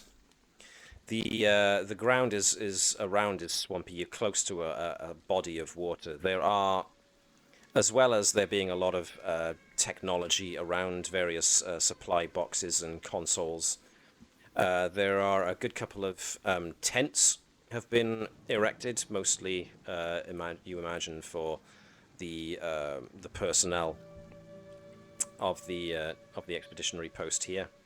There's one larger pavilion tent to the south of the actual shuttle, and what looks like a, for lack of a better description, a tool tent to the east of the shuttle landing pad. Numerous spotlights are decorated about the place, dotted about the place, I should say, and there are numerous bits of rubble detailing that there were buildings here. But there is evidence of more towards the north, where you can see, even through the rain and the slightly foggy conditions, that there are more floodlights off to the north, and more tents.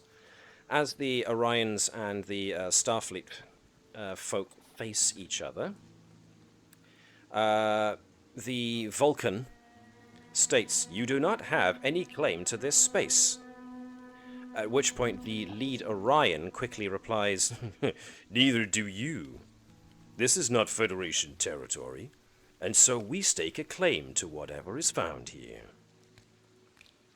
At which point the Vulcan looks back to the Orions and calmly replies, "We suggest you make a claim through the courts, as we have the right to be here." The Orion, scoffing, then replies with, "We will see who leaves here with the artifact." He then taps a badge on his belt buckle and says, "Energize." And the Orions then disappear as they are beamed away. At which point the Vulcan officer and the Tellarite officer, well, the Tellarite especially, kind of just gives a big sigh of relief, and they turn towards yourselves. "Thank you for your response to our request for aid. May I introduce myself? I am Commander Tavek, leader of this expedition." Commander Andrews, First Officer, the USS Navis. This is Lieutenant Fazanan, our helmsman. Commander Vibers, Chief Engineer. Lieutenant Nova, Operations. Mr. Edwards, Comms. Lieutenant Commander Bertram, or Dr. Bertram, our Chief Medical Officer, and Lieutenant Commander Natala, Second Officer and Chief of Science. May I introduce my security chief? Yeah, I've lost his name. Targinch, yes indeed. The Tellarite looks very uncomfortable. He looks, well, Tellarites are known to be miserable. But this one is not only miserable, he's casting his eyes about the place at every chitter and rustle of the undergrowth. Whereas, as you probably imagine, the Vulcan is showing no such outward signs of discomfort.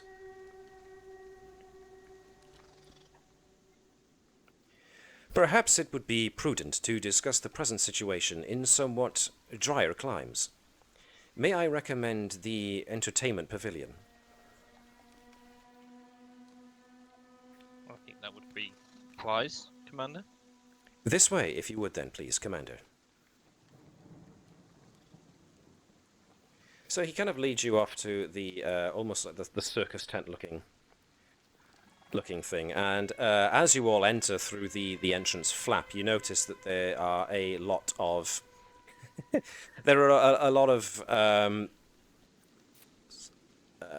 hollow projectors situated around the periphery of the interior of the pavilion. As you all enter, Commander Tavek says 1, 2, 3, 4, 5, 6, 7, 8. Computer. Seating for 8 individuals around the circumference of the interior of this pavilion, and coat hangers for each. At which point the computer beeps and a load of benches are materialized into being, allowing you all to sit down. Commander Tavek leans out of the pavilion and addresses Targinch. Perhaps you should busy yourself with ensuring security of the perimeter, Lieutenant. The the Tellarite grumbles and starts wandering back off again. This is like, I'll facilitate the security of your exterior. He does go off muttering to himself quite Yeah. quite succinctly. Again, thank you for your timely arrival.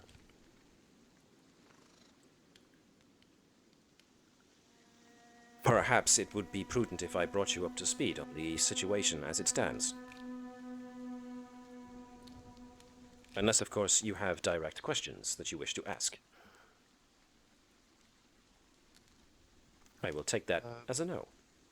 Dr. Bertram was actually going to say, are those Orions we saw briefly the first visitors you've had for a while, or have there been any others sniffing around? The Orions that just announced themselves have been the only ones so far to be, as you put it, sniffing around. I do, however, find their timing to be awfully coincidental.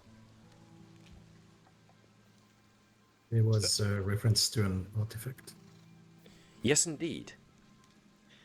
The artifact with which the Orions made reference is the power source emanating from within the bunker that we are trying to, at this present moment in time, excavate. The power source is the reason why we are here, or at the very least, our legitimate excavation team. How... Is it something you or suspected was here, or is it something you discovered while doing your the archaeological dig itself? It was long-range system scans detected the presence of a power emanation from this planet, and it was deemed that an archaeological expedition would be necessary to be put together in order to investigate. I immediately requested assignment to this archaeological expedition, believing it to be worth my time, and would be a great accomplishment. It appears, however, that news of our managing to finally have a means of gaining access to the artifact has, for lack of a better word, leaked. We have been excavating this area, trying to gain access to the bunker and access to the power source within for the past 3 months, without success, until a week ago. We finally managed to locate a structural weak point, which is why we moved our entire expedition close to that weak point. We have so far been unable to find a means of using this weak point without causing a structural collapse, which could cause damage to anything inside of the bunker, which was why we requested an excavator. However, within a mere day of sending this request for extra materials and tools, the Orions showed up in system.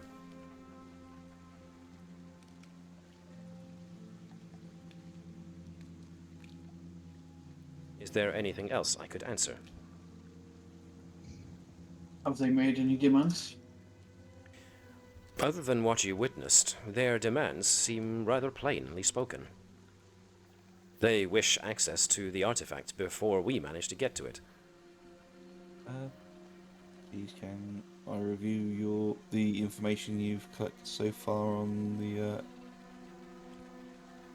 archaeological expedition? Sort of compare with potential other ones we found in the Expanse. Of course. I am in charge of the expedition, but my civilian counterpart would be Dr. Sarah McCall. She tends to spend the majority of her time going through the data that we collected during the course of a day within her tent quarters, which would be the one to the immediate west of this one. We also have 3 other Starfleet ensigns assigned to the task of maintaining the camp here. That would be Ensign Pakcha, who is currently overseeing the administration of the unloading, would be seeing to the unloading of the supplies on your shuttlecraft. Our primary engineer would be Ensign Kenson. I'm sorry. I had trouble in my head saying Ensign Kenson without cracking up, and I swore to myself I wouldn't say Ensign Kenson and crack up, and I still couldn't help it. I'm sorry. Ensign Kenson. I just find that funny. Vulcan. Ensign Carly Kenson is our primary engineer, and she will be in charge of maintaining all of the equipment we use here. The primary tents where we store and analyze all of our samples are kept closer to the actual dig. They are to the further north of here, and you will find the other two ensigns, Ensign Malcolm Everson and Ensign Leela Edwards. Yes, that's a relation of yours, Alex. Mm-hmm.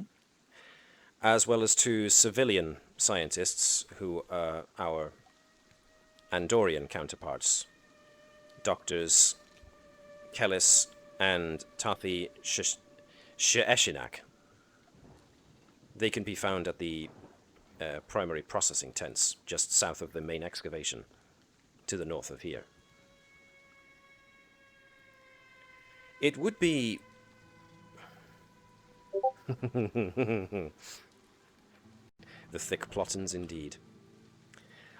Yes, Jonathan Edwards. The name that the commander just rattled off. One of the ensigns, Leela Edwards. Yes, you had a cousin called Leela. You just had no idea she had gone for Starfleet. But you have been away for a while. Seeing as you are asking to look at our data, it would be useful if I could gain your assistance, Commander, in helping to maintain and assist with the running and upkeep of this facility while you are here. We could use the extra hands. Of course, Commander. Our role here is to assist. Our initial role here is to assist with aiding with the excavation as best we can. Anything that either myself or my crew can do to support in those requirements, we will do. Excellent. I do believe that Lieutenant Targinch would appreciate any extra assistance that could be given to him in patrolling the perimeter of this place. However, I do ask that anyone who does be teamed with him would prepare themselves. Tellarites are notoriously difficult to work with. Lieutenant Targinch is not an exception to this.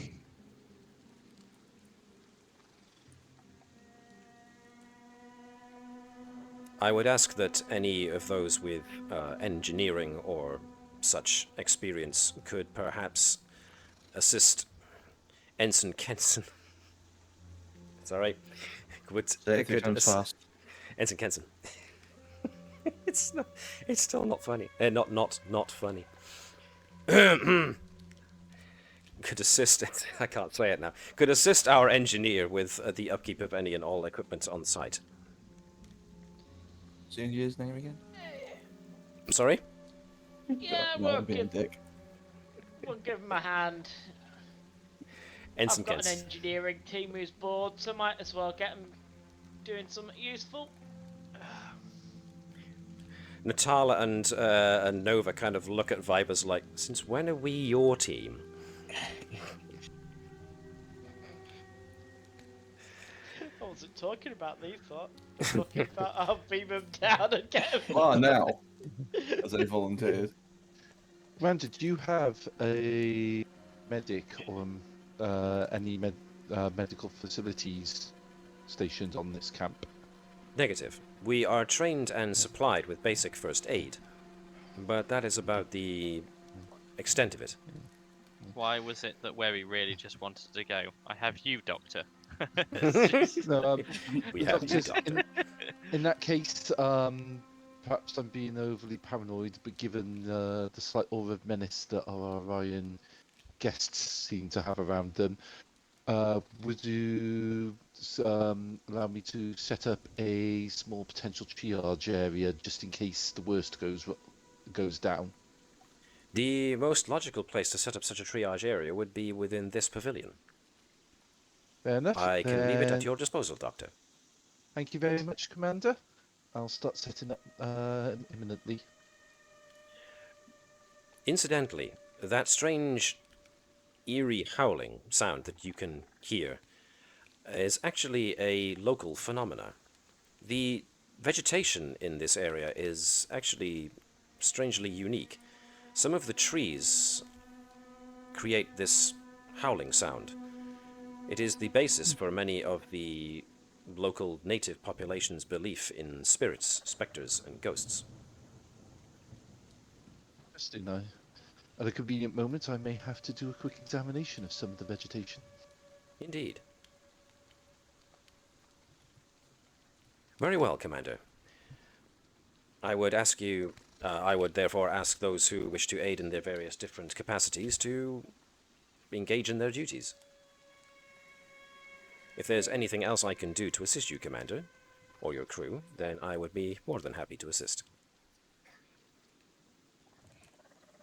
So, who would like to do what and go where? Keval, I think, will assist with the patrolling. Okie dokie. That's cool. So if you can put yourself next to Targinch. We'll get to you in just a sec then. Who's next? I'm off to go talk to their engineer and Right. see what he wants for this phaser drill.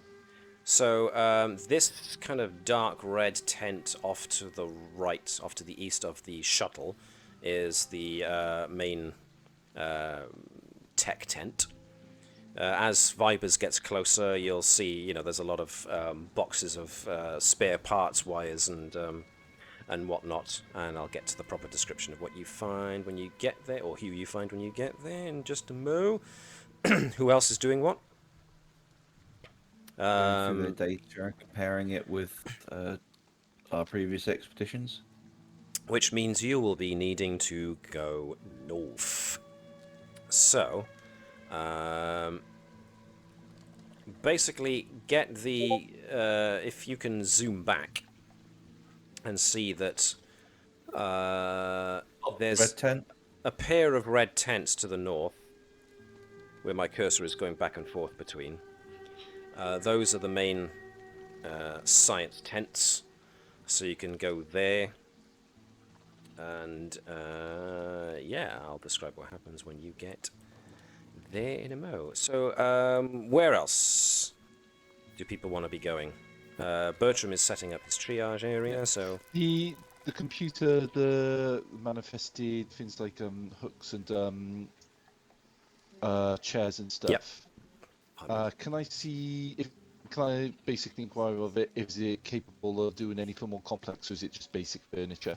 Well, you're essentially in a pop-up holodeck. Right. If you think of it that way. So anything a holodeck can do, this can do. Okay. It was a bit inconsistent on the shows. Can a holodeck actually simulate equipment? Yeah. Okay. I'll ask it to simulate as best it can some biobeds in a triage formation. Okay, cool.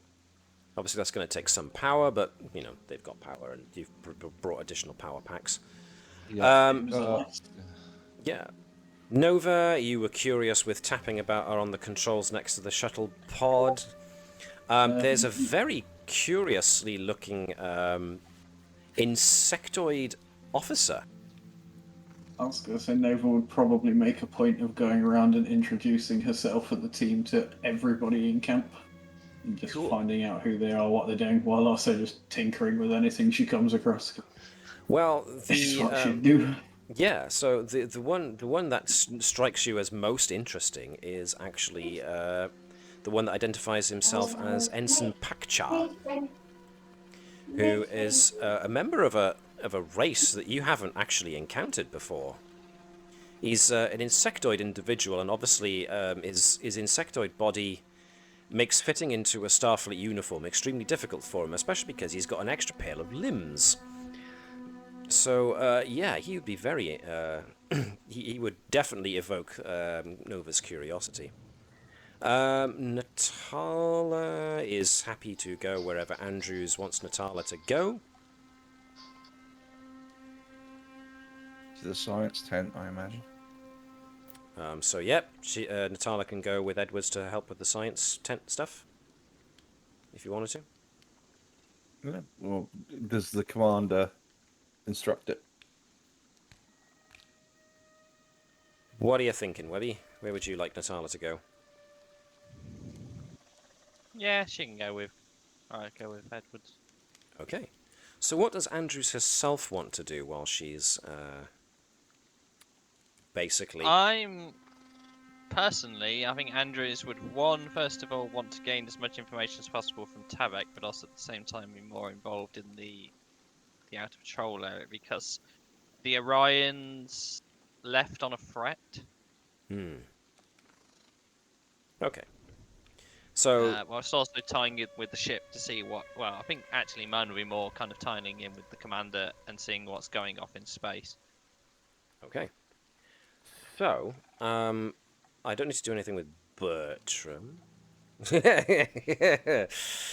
Tell Natiki's no longer the insect. Yes, indeed. Well, we'll start with Jan and Keval, since he was the first one to announce what he was doing. So, yeah. Who have we got here? You are currently with Lieutenant Targinch. So, Targinch is happy to have the company, as you basically make a reconnoiter around the periphery of the camp. What you notice is that, as well as all these spotlights, these floodlights that are lighting the majority of the camp, you also notice a lot of hologram projectors situated around the periphery. And Targinch points them out, indicating that they are the means by which they keep the local natives away from the campsite. Says natives, does he mean fauna, or does he mean... Oh, no. There are actual natives here, believe it or not. Reptiloids. We don't know what they call themselves, so we just call them the Epsilon Alphans, or Alphans for short.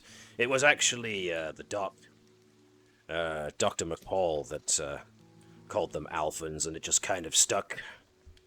They're a pretty simple lot. They're still using bows and spears for the most part, but they're reptilian, fairly big. They could probably deal a good amount of hurt, but they're still quite superstitious. So the commander suggested we utilize that weakness, their superstition, in order to try and keep them away from here. So even when those damn trees are not making that haunting, eerie sound, the hologram projectors are putting a bit of extra spook on the place to try and keep them away. I don't know. The longer they stay away from here, the more comfortable I feel. And you're not worried that the arrival of the Orions might cause issues with the Prime Directive? Excuse me while I choke. You're excused. Please don't die on stream, it might hurt your ratings.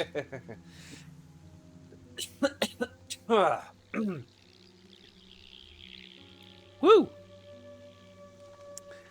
So apparently, I can't get the difference between swallowing and inhaling right. Oh yeah, well, now that you mention it, that is a concern. Those damn Orions.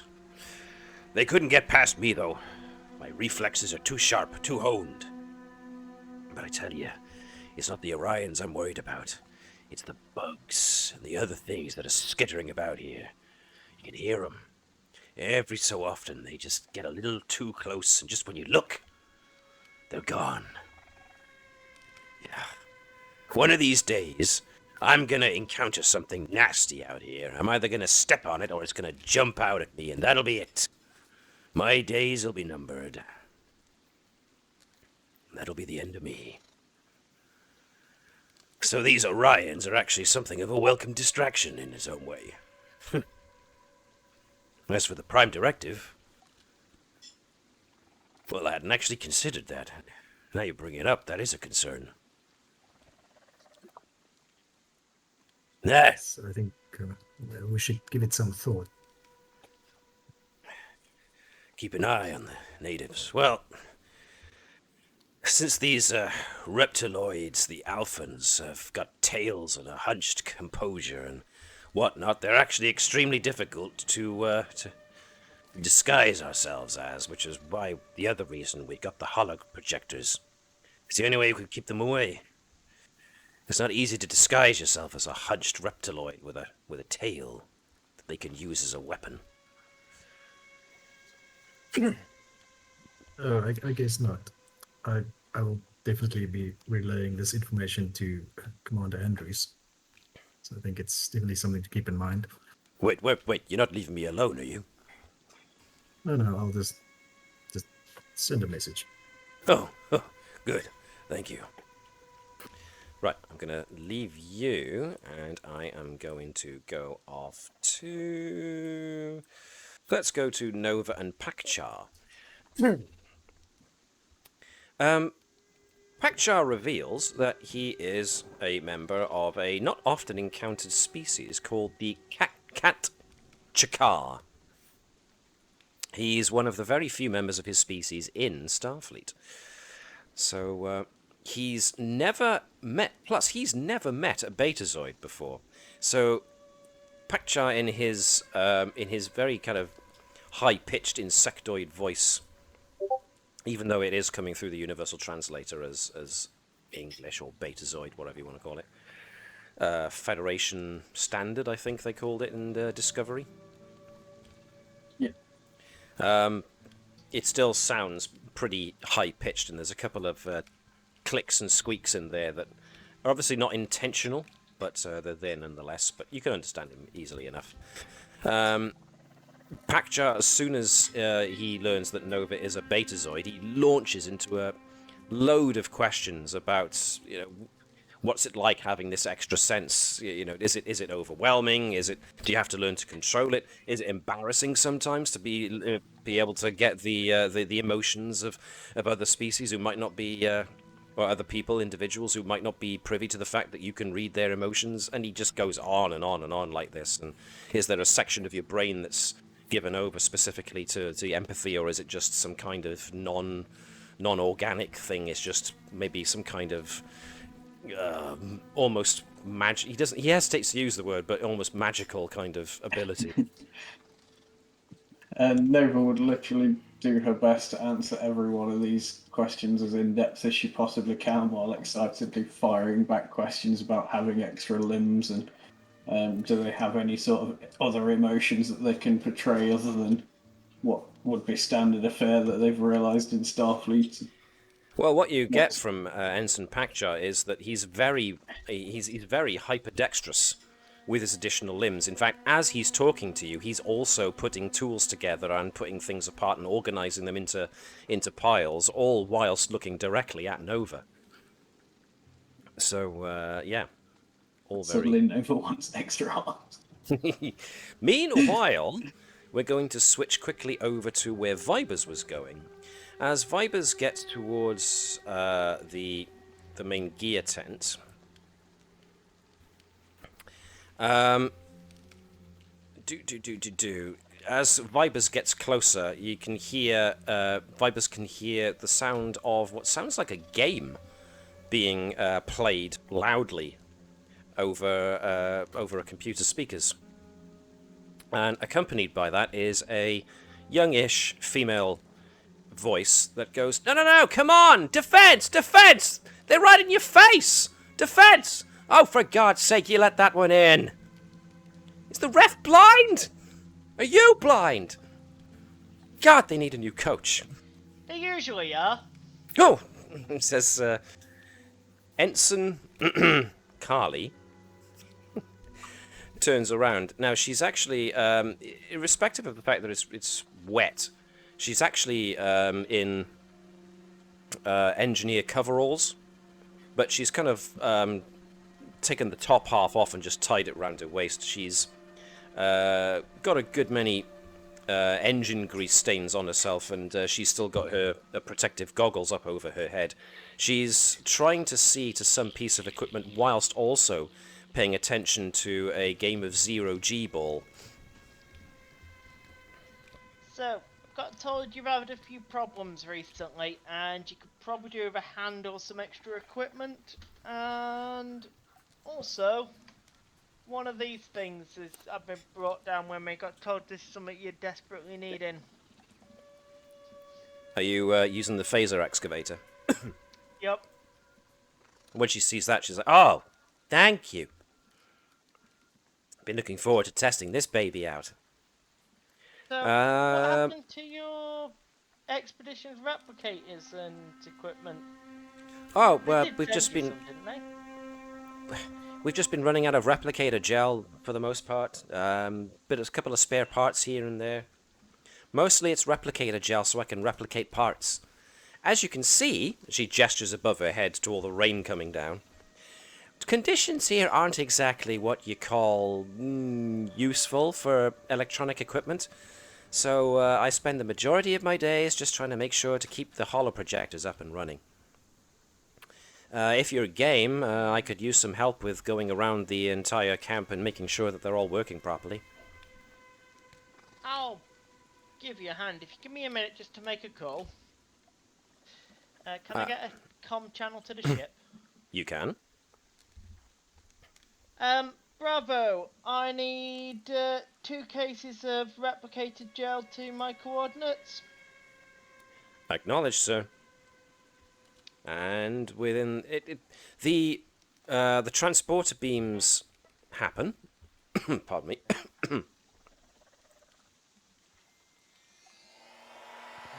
And a couple of cases of replicated gel appear. Excuse me.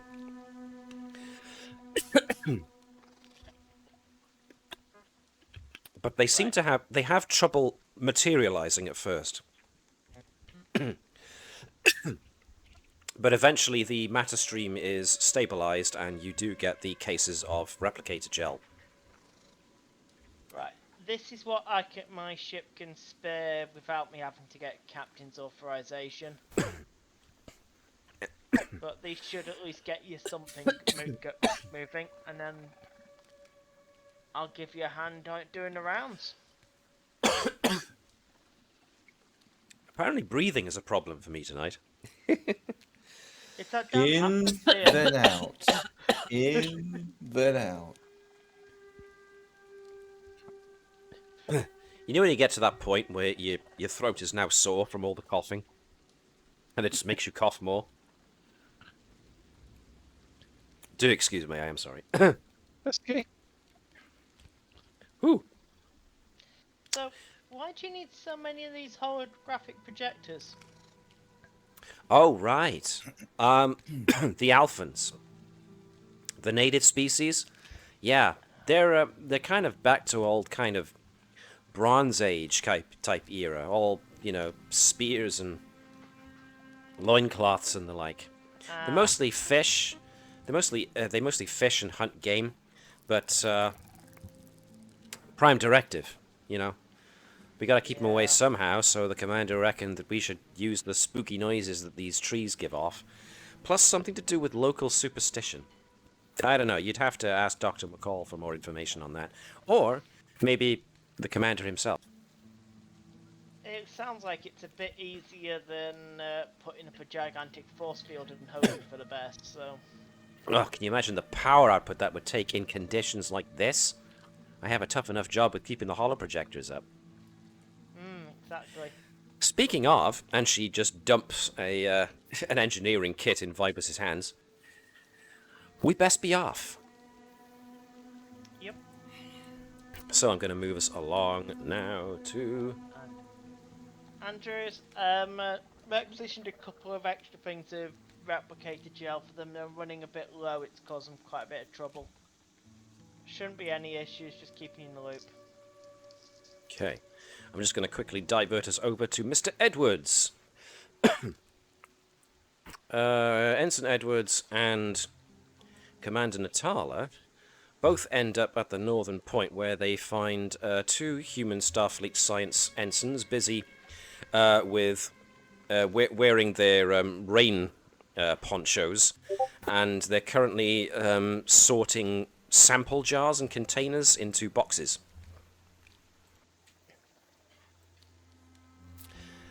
And yeah, they hear you coming, and they both turn around. At which point the girl, the blonde girl, turns around and does like a double take. At which point she goes, "Johnny?" I can see you here. Likewise, I heard you'd left, but She looks Jonathan up and down. Starfleet?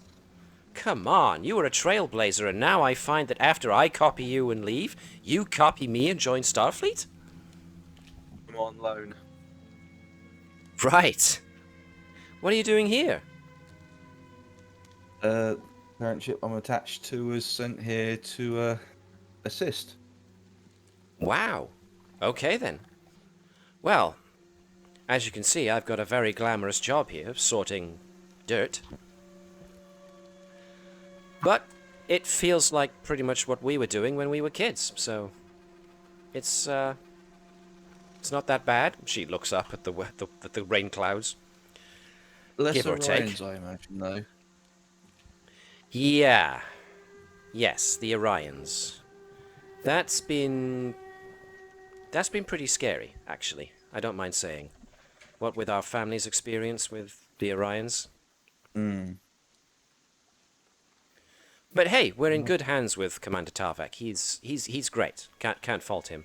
I mean, it's a bit frustrating that, I joined Starfleet, and as well as seeing strange new places, I get to mostly sort jars of dirt into boxes. A lot. But hey, It's always interesting when you find something. well, you got to start somewhere, right? Indeed. Well, we could do with a little bit of help if you want, or are you here for something else? I was going to check the data you found on this place so far to Oh, see if it relates to other sites that I've been to as attached to this ship. right, so you want the twins. But They're after in that, the... I'm more than happy to help you. Thank you. The twins, I mean, the doctors, Ch-Eshinak and Sh-Eshinak, they're the Andorian twins. They're Dr. McCall's assistants, civilian assistants. They're in the western tent there. That's where we keep most of the data analysis and storage equipment. It's So, nice to see you, Johnny. let's see. Edwards would obviously going close for a hug, but on the quiet you go. Anything I need to know about? She kind of tilts her head away from Edwards at that point and just goes, "Why? What are you asking?" Just curious. This is not the first site we've been to in the Shackleton. That's why I've been attached. There's always been something interesting that's attached to each one so far. I was curious if you've noticed anything out of the ordinary. The main out of the ordinary thing around here is mostly the fact that, well, from what we can gather, the Alphans, the native species here, the Epsilon Alphans, reptilian species. I say we, the Doctor and the Commander both reckon that the natives, their ancestors built this place. And from what we've been able to excavate so far, the level of technology they had over 1,000 years ago was pretty impressive. What happened to them that they then evolved backwards socially in civilization, went back to primitive tools? We don't know. I'd say that's possibly the strangest thing we've got going on here at the moment. except for, of course, the Orions turning up. Right as we announce that we're about to gain entrance to the bunker. Makes me think they've been watching you. Keep an eye out. Stay safe. Yeah, you too. Thank you. So before we, Edwards makes his way into this tent, and as soon as he opens the flap, he finds a tent full of scanning equipment, scientific equipment, and you meet a pair of Andorians in lab coats, civilian lab coats, and yeah, they do bear a striking resemblance to one another. They're quite young looking, definitely younger than Keval, and they seem a little uncomfortable around Edwards when they see that he's Starfleet, but they're more than happy to show the results of their analyses so far. And I can preempt your question by saying so far the materials they've gathered do not bear a resemblance to stuff you've found so far, like on Bacchus 4 or in any other places. Recordings of the energy readings, will I be able to compare it to some of the tech's energy readings as well? From before? Yeah, you don't find any similarities there either. Now, before any more questions can be asked, I'm going to quickly... I'll just leave it there and start going through stuff. Give you time to go to everyone else. Yeah, so that brings us around to Commander Andrews. So, you are going to pose questions to Commander Tavik. I think it's along similar kind of lines about what's going on the planet and the fact that there are natives. Surely, as a Starfleet officer, we should be promoting Starfleet protocols rather than just scare them away. It's very un-Vulcan to tap into superstition. Indeed. However, it was initially attempted that we would use disguises in order to attempt to pass amongst the natives virtually unnoticed. Our attempts to do so, however, were unsuccessful. It was eventually determined that our best course of action was simply to deter the natives from investigation of this area. As it happened, the native Alphans, as Dr. McCall has coined the name, already had an existing superstition in regards to this place. Apparently, they regard this as the resting place of their ancestors, and therefore haunted by the ancestors' spirits. It does seem dishonest, in its own way, to play upon those superstitions. However, the power readings that we've been getting from inside of the bunker are too promising to ignore. I gained permission from Federation Science Council and the Vulcan Science Institute to implement these measures. Needless to say, there is a strong emphasis on using these simply as a deterrence, so that we may not breach the Prime Directive. That is, of course, one of our primary concerns here. I think we're already violating the Prime Directive by actively interfering in the religious beliefs of another colony, whether they be primitive or not. But that's aside. Stepping further forwards on that, then, what information are you able to supply about the artifact? We know that it is a power source that has been in existence along with the rest of these archaeological ruins for the past 1,000 or so years. The fact that such a power source of such impressive magnitude exists and has not deteriorated over time speaks to a rather sophisticated level of technology. It is a point of scientific curiosity why it is that the native Alphans de-civilized in such a fashion that they were able to lose their connection to such advanced technology. However, we have so far found no conclusive answers to these questions.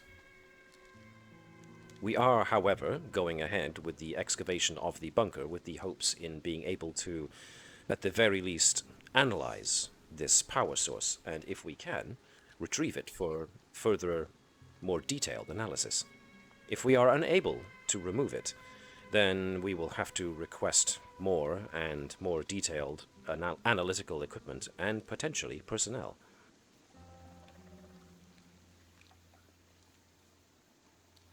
The arrival of the Orions, however, makes this an unfortunate set of circumstances. I find it curious that the Orions arrived in the system within 1 day of our sending a message, a coded message, to Starfleet requesting further supplies.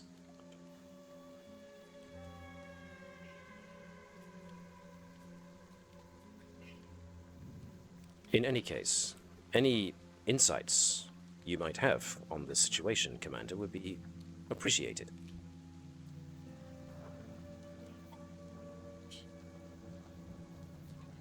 I'm just trying to think how to word my response on that. Okay. Is it with a fist? Yeah, Andrews is being very level on this because, yeah, this whole thing of let's scare the natives goes very much against Starfleet protocol, even though it has been sanctioned by the Starfleet Science Academy and the Vulcan Institute of Science. It's just like It is a fine line kind of argument. The greater good means that we can impose upon natives for the greater good.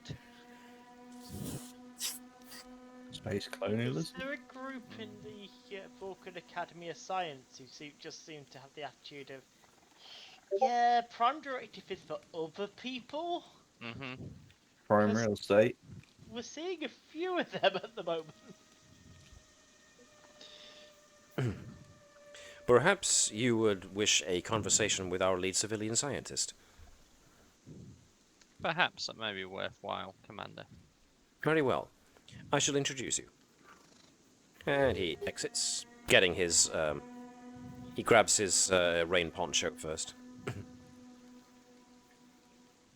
Commander, if you would accompany me, please. And he leads you off to the following tent. He kind of wraps on the tent fabric, which, being 24th century technology, is fairly sturdy, but still, you know, a temporary structure. And you hear a "come in" before you are admitted. The interior is extraordinarily cluttered. There's data pads all over the place. There's unfinished plates, meals strewn about the place as well. The place is basically a chaos of whoever lives in here is obviously not tidy. Commander Andrews, may I introduce Dr. Sarah McCall. Dr. McCall, pretty much as you imagined, someone who's got quarters this messy, has kind of got her lab coat still on, and she's busy half eating something whilst looking at notes when you come in. And she's, I wouldn't say she's shabby looking, but she's obviously more concerned about what she's reading and taking notes on than she is on her appearance. But she's still, you know, a human woman, probably in her 30s. Whether she's wearing spectacles just for the effect, or that she's one of those people who cannot have eye surgery in order to correct vision impairment, it's not entirely obvious. From the profile picture, if you look far enough away because of the glare on the glasses, her right eye is kind of looking inwards. Scrolling back, scrolling back, scrolling back. Scrolling in, scrolling in, scrolling in. Also, the raindrops keep dropping on her mouth, so it makes it look like she's got a derpy smile face. Derp. Yes, Commander, and someone else who I've never met before. As I said, Doctor, this is Commander Andrews. She is with the ship sent to send us additional supplies and to assist us with our potential problems.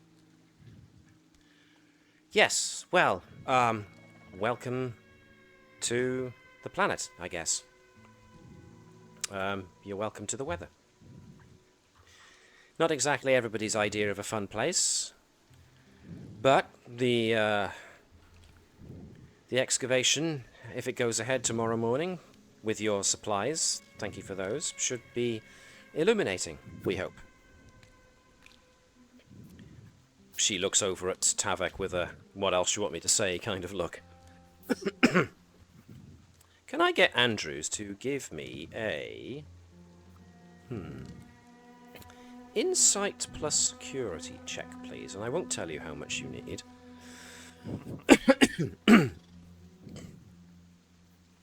Excuse me for coughing into the mic all the time.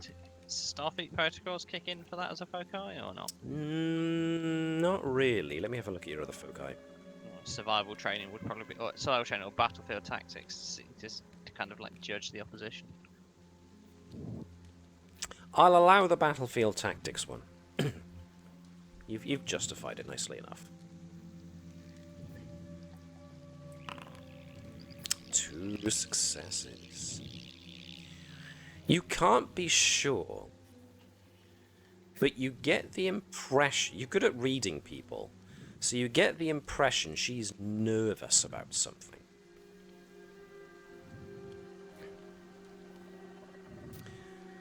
Well, the Commander Tavek kind of interposes himself into the awkward silence. If there is nothing else, then perhaps I need to assist Ensign Pakcha with the cataloguing of all the supplies that Commander Andrews and her crew have managed to bring us. Unless I can help you in some other way, Commander Andrews. Not at all, Commander. I think that's everything. I will probably catch in with Lieutenant Fazanan and your Lieutenant Targinch to see how the exteriors are going. Very well. Doctor. What I would actually like to do is to follow Tavek for a bit and then head towards where Keval, etc. are, but then double back. Okay. So, yeah, Tavek does exactly what he said. He goes up to where the supplies are being unloaded. Nova is actually quite interested to see that Ensign Pakcha, even though he's quite spindly of frame, he's able to move boxes of supplies really easily. So it looks like he's quite strong, considering how spindly he appears to be. Andrews, meanwhile, was doing what exactly? I don't know whether to just eavesdrop or whether to be direct. Any thoughts from anyone else?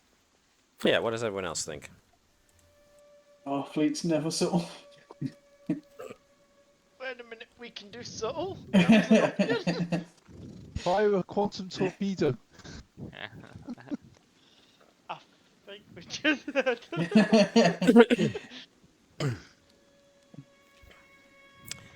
Okay, well... Oh, it's been stated that Starfleet aren't subtle. I think that's more just the Navis. I think it's Starfleet. We just get ourselves captured for the sake of it. And just Yeah. blunt about everything we do. Open and honest, best approach. All right then. Do what you think you need to do then, Webby. Do I be? Oh, okay. So that question. Trying to. So I take how it. to go about this. So I I take want to it basically Andrews find is out. just basically barging back into Dr. McCall's tent. I know she'd be polite about it. Unless we're going in sort of like full blunt force and just like kick the flipping door of the tent open, phase her out, go down on the ground. It's my questions. What are your questions? I'm asking the questions here. You don't get to answer questions. Well, does anyone have any kind of idea what? I mean, do you have any kind of idea what thing you want to ask, whether subtly or overtly? I just want to get an honest opinion from her about what she believes of the situation when she's, because obviously she's unnerved by something, and I don't know whether it was because it was Tavek that was there or whether it's because about the situation in general. Okay, so maybe if you gave me a presence plus command to see if you can basically use your presence of personality to either intimidate or finagle or, buddy cop, whichever approach you want to take. Sorry for clearing my throat all the time. Oh! Wow. Double ones as well. Criminy day. Right, so you earn a momentum for that. Wow. What to say. Okay. I am the law. Thank you, Shaun, yes. Alright, yep, she's a bit surprised to see Andrews come back in, but then, what approach was Andrews taking here? Kind of small talk? And steer the conversation any particular way to see if you can pick out anything she might be? I don't think Andrews is good at small talk. So I think Andrews would try the small talk route to first of all just start up the conversation and ask her more about herself, and saying that she kind of seems on edge. Oh, well, yes. Well, this isn't exactly the glamorous expedition that I pictured myself on in my later parts of my career. Let's face it, only a handful of archaeologists are willing to be assigned on a backwater planet near enemy territory for months. But, there we go. I took what I was given. Or at least, no, I wasn't given it. I took what I could find. I was hoping to have made my name by now in something other than this dirtball of a planet, but, well, this power source, if it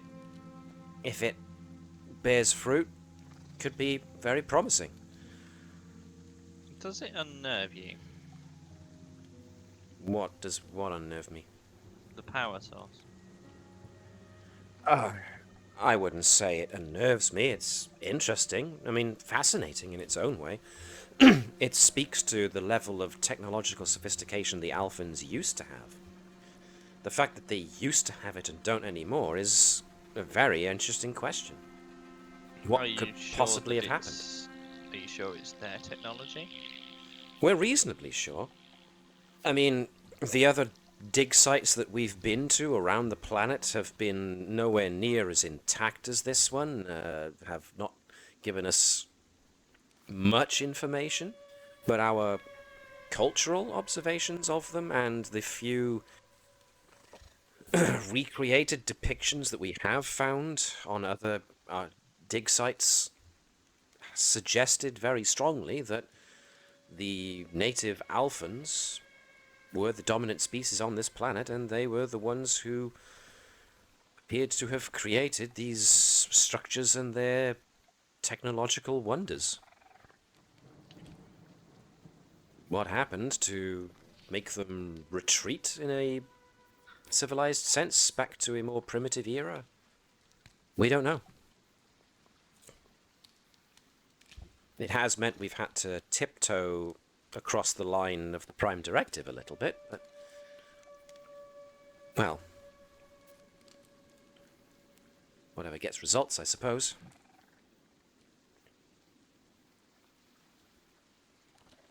She still definitely appears to be nervous about something.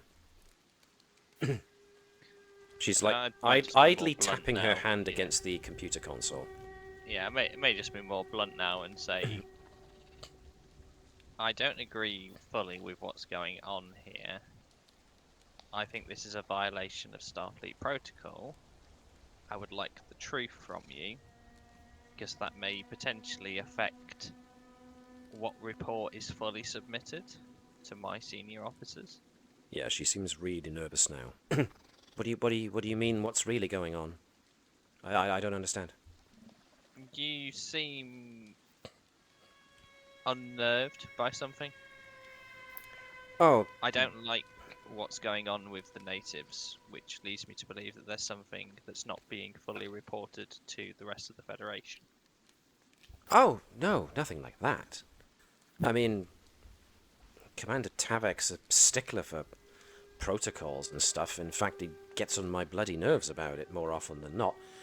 All these Starfleet types, present company accepted, of course, they're just so damn tidy. I don't know. They look at me like I'm a slob, and I'm not disciplined or something. But as for what's going on with the natives, yeah, it's not exactly standard procedure, but it's the best we could do with such an important find in our laps. Make use of their superstition and just keep them away. We're not directly interfering with their culture. We're just utilizing a loophole, I suppose. Anyway, it's the Orions have got me on edge a bit. That's all. I'm a scientist. I'm not used to people with guns pointing them at me, pointing them at us.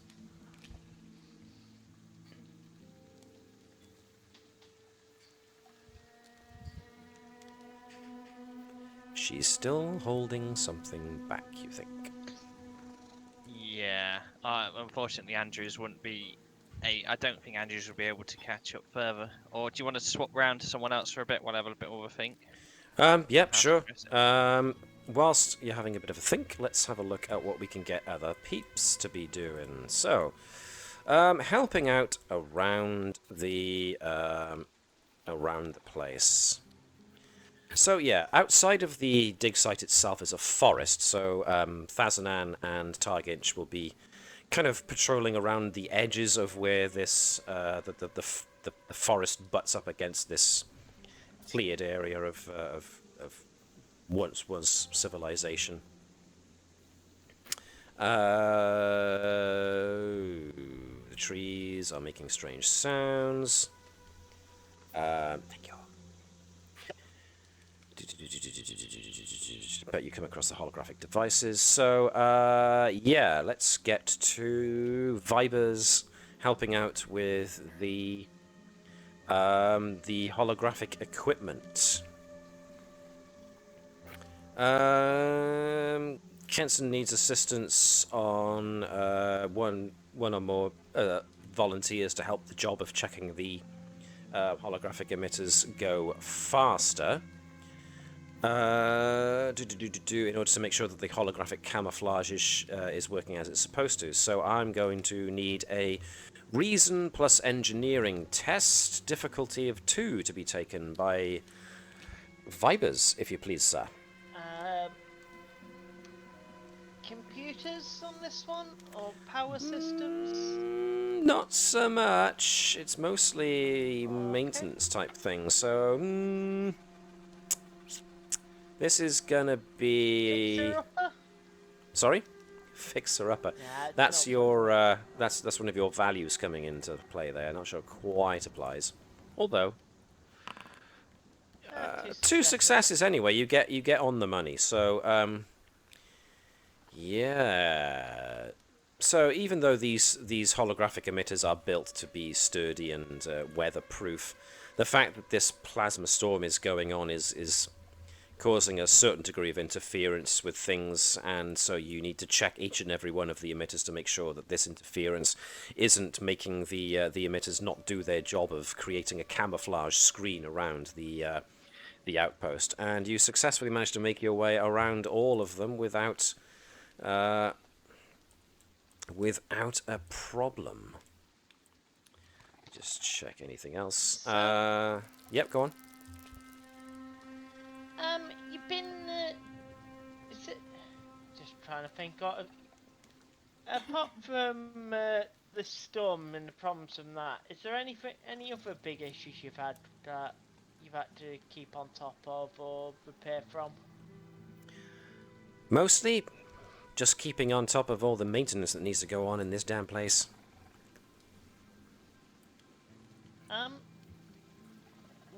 What you need in the drill for, by the way?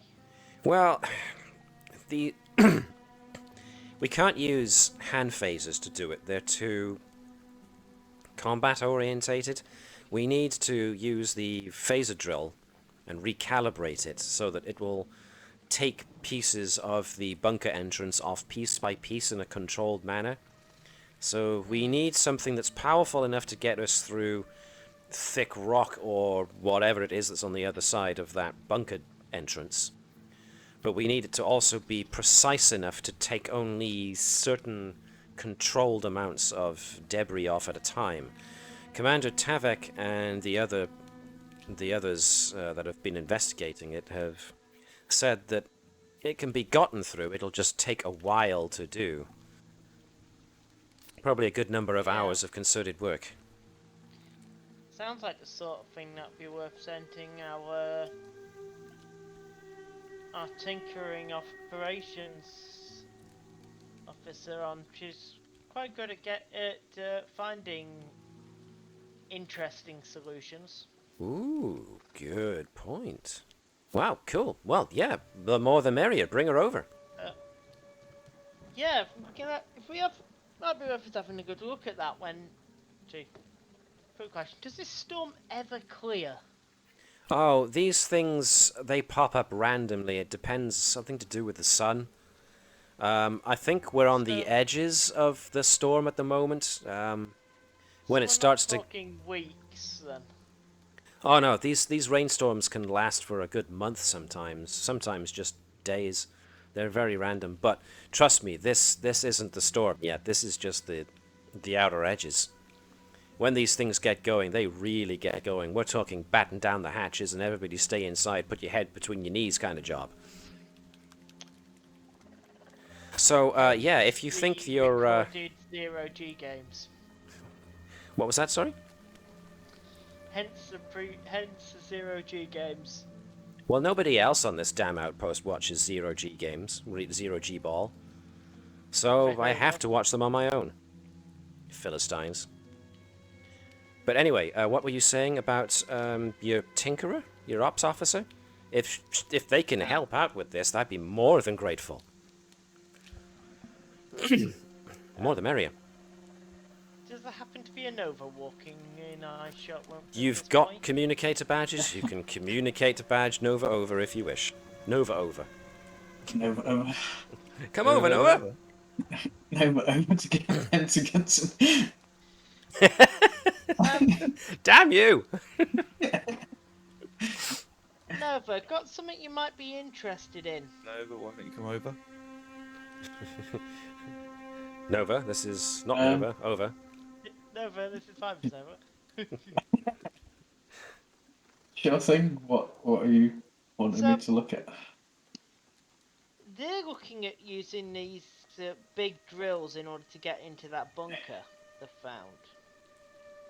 Okay. I'm wondering if that crystal equipment you found might be useful, and if you might be able to find a way in, which doesn't involve them sitting drilling at it for another week or two, and hoping it doesn't break. No, I we could can certainly certainly have a take a look. Yeah. Sounds like a darn good idea. So what you can do then is Viber's can still help with the upkeep of the general equipment around the place, while Nova can have a good look at the phaser drill excavator machine and see if maybe she can't find some way of optimizing it in order to, as Viper said, speed things along. So,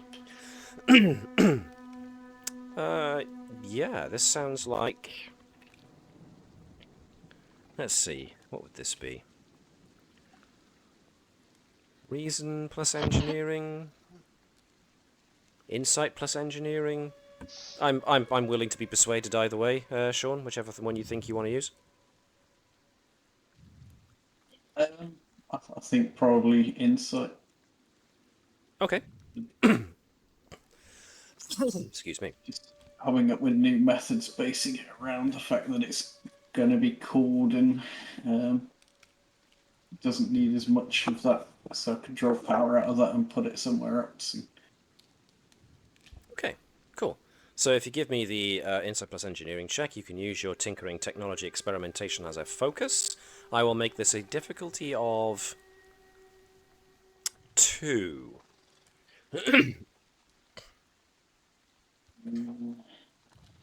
Are you going to do it flat off, or are you going to spend momentum? So I'm just considering. What do you other guys think you should do? Spend it? Momentum? Keep momentum? What do you want to do? I think I'll just do it flat, looking at it. Do it flat. Ooh, he's going to go. He's living dangerously. We're like a bit of danger. Alright then, go for it. No successes. Alright. You don't manage to make any changes to the core targeting system of the phaser drill as of yet. This is the first time you've got to play with a phaser drill, though, so in the end, Nova's whole novelty, the novelty value overrides the ability to tinker with it. It's like, oh, cool, this can do this, and this can do this. Oh, and it can do this. And by the time Vibers and Ensign Kenson, I still can't do it without cracking up, come back, they find that Nova has made no headway whatsoever because she got carried away with how cool it is. It's all just in like a semicircle of pieces around her that she's just strategically taken out. Yeah. At which point, yes, Vibers comes back and has that exasperated look on his face again of, oh, Nova, you weren't supposed to take it apart. Meanwhile, back with Commander Andrews. Do you have any idea what you were going to do next? I think just play on the fact that she's unnerved and just sit down. Okay. And just kind of do the awkward silence with Tannenbaum. All right. Exactly the same back on her, just to see how far the nerve goes.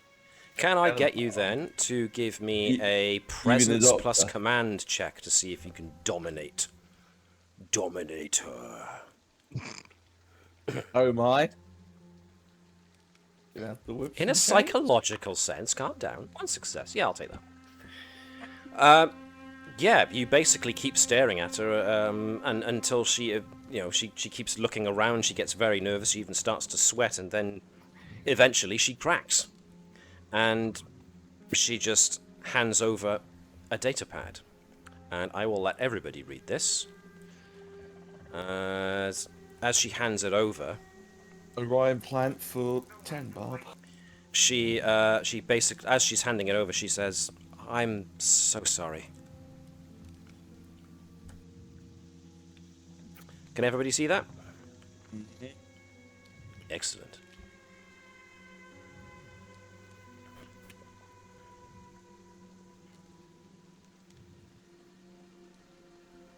Let me know when you've all finished.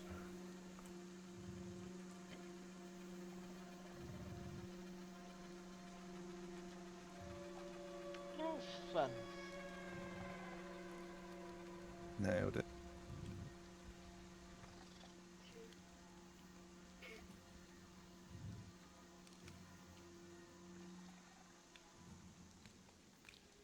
Yeah, done. Yep. Okay.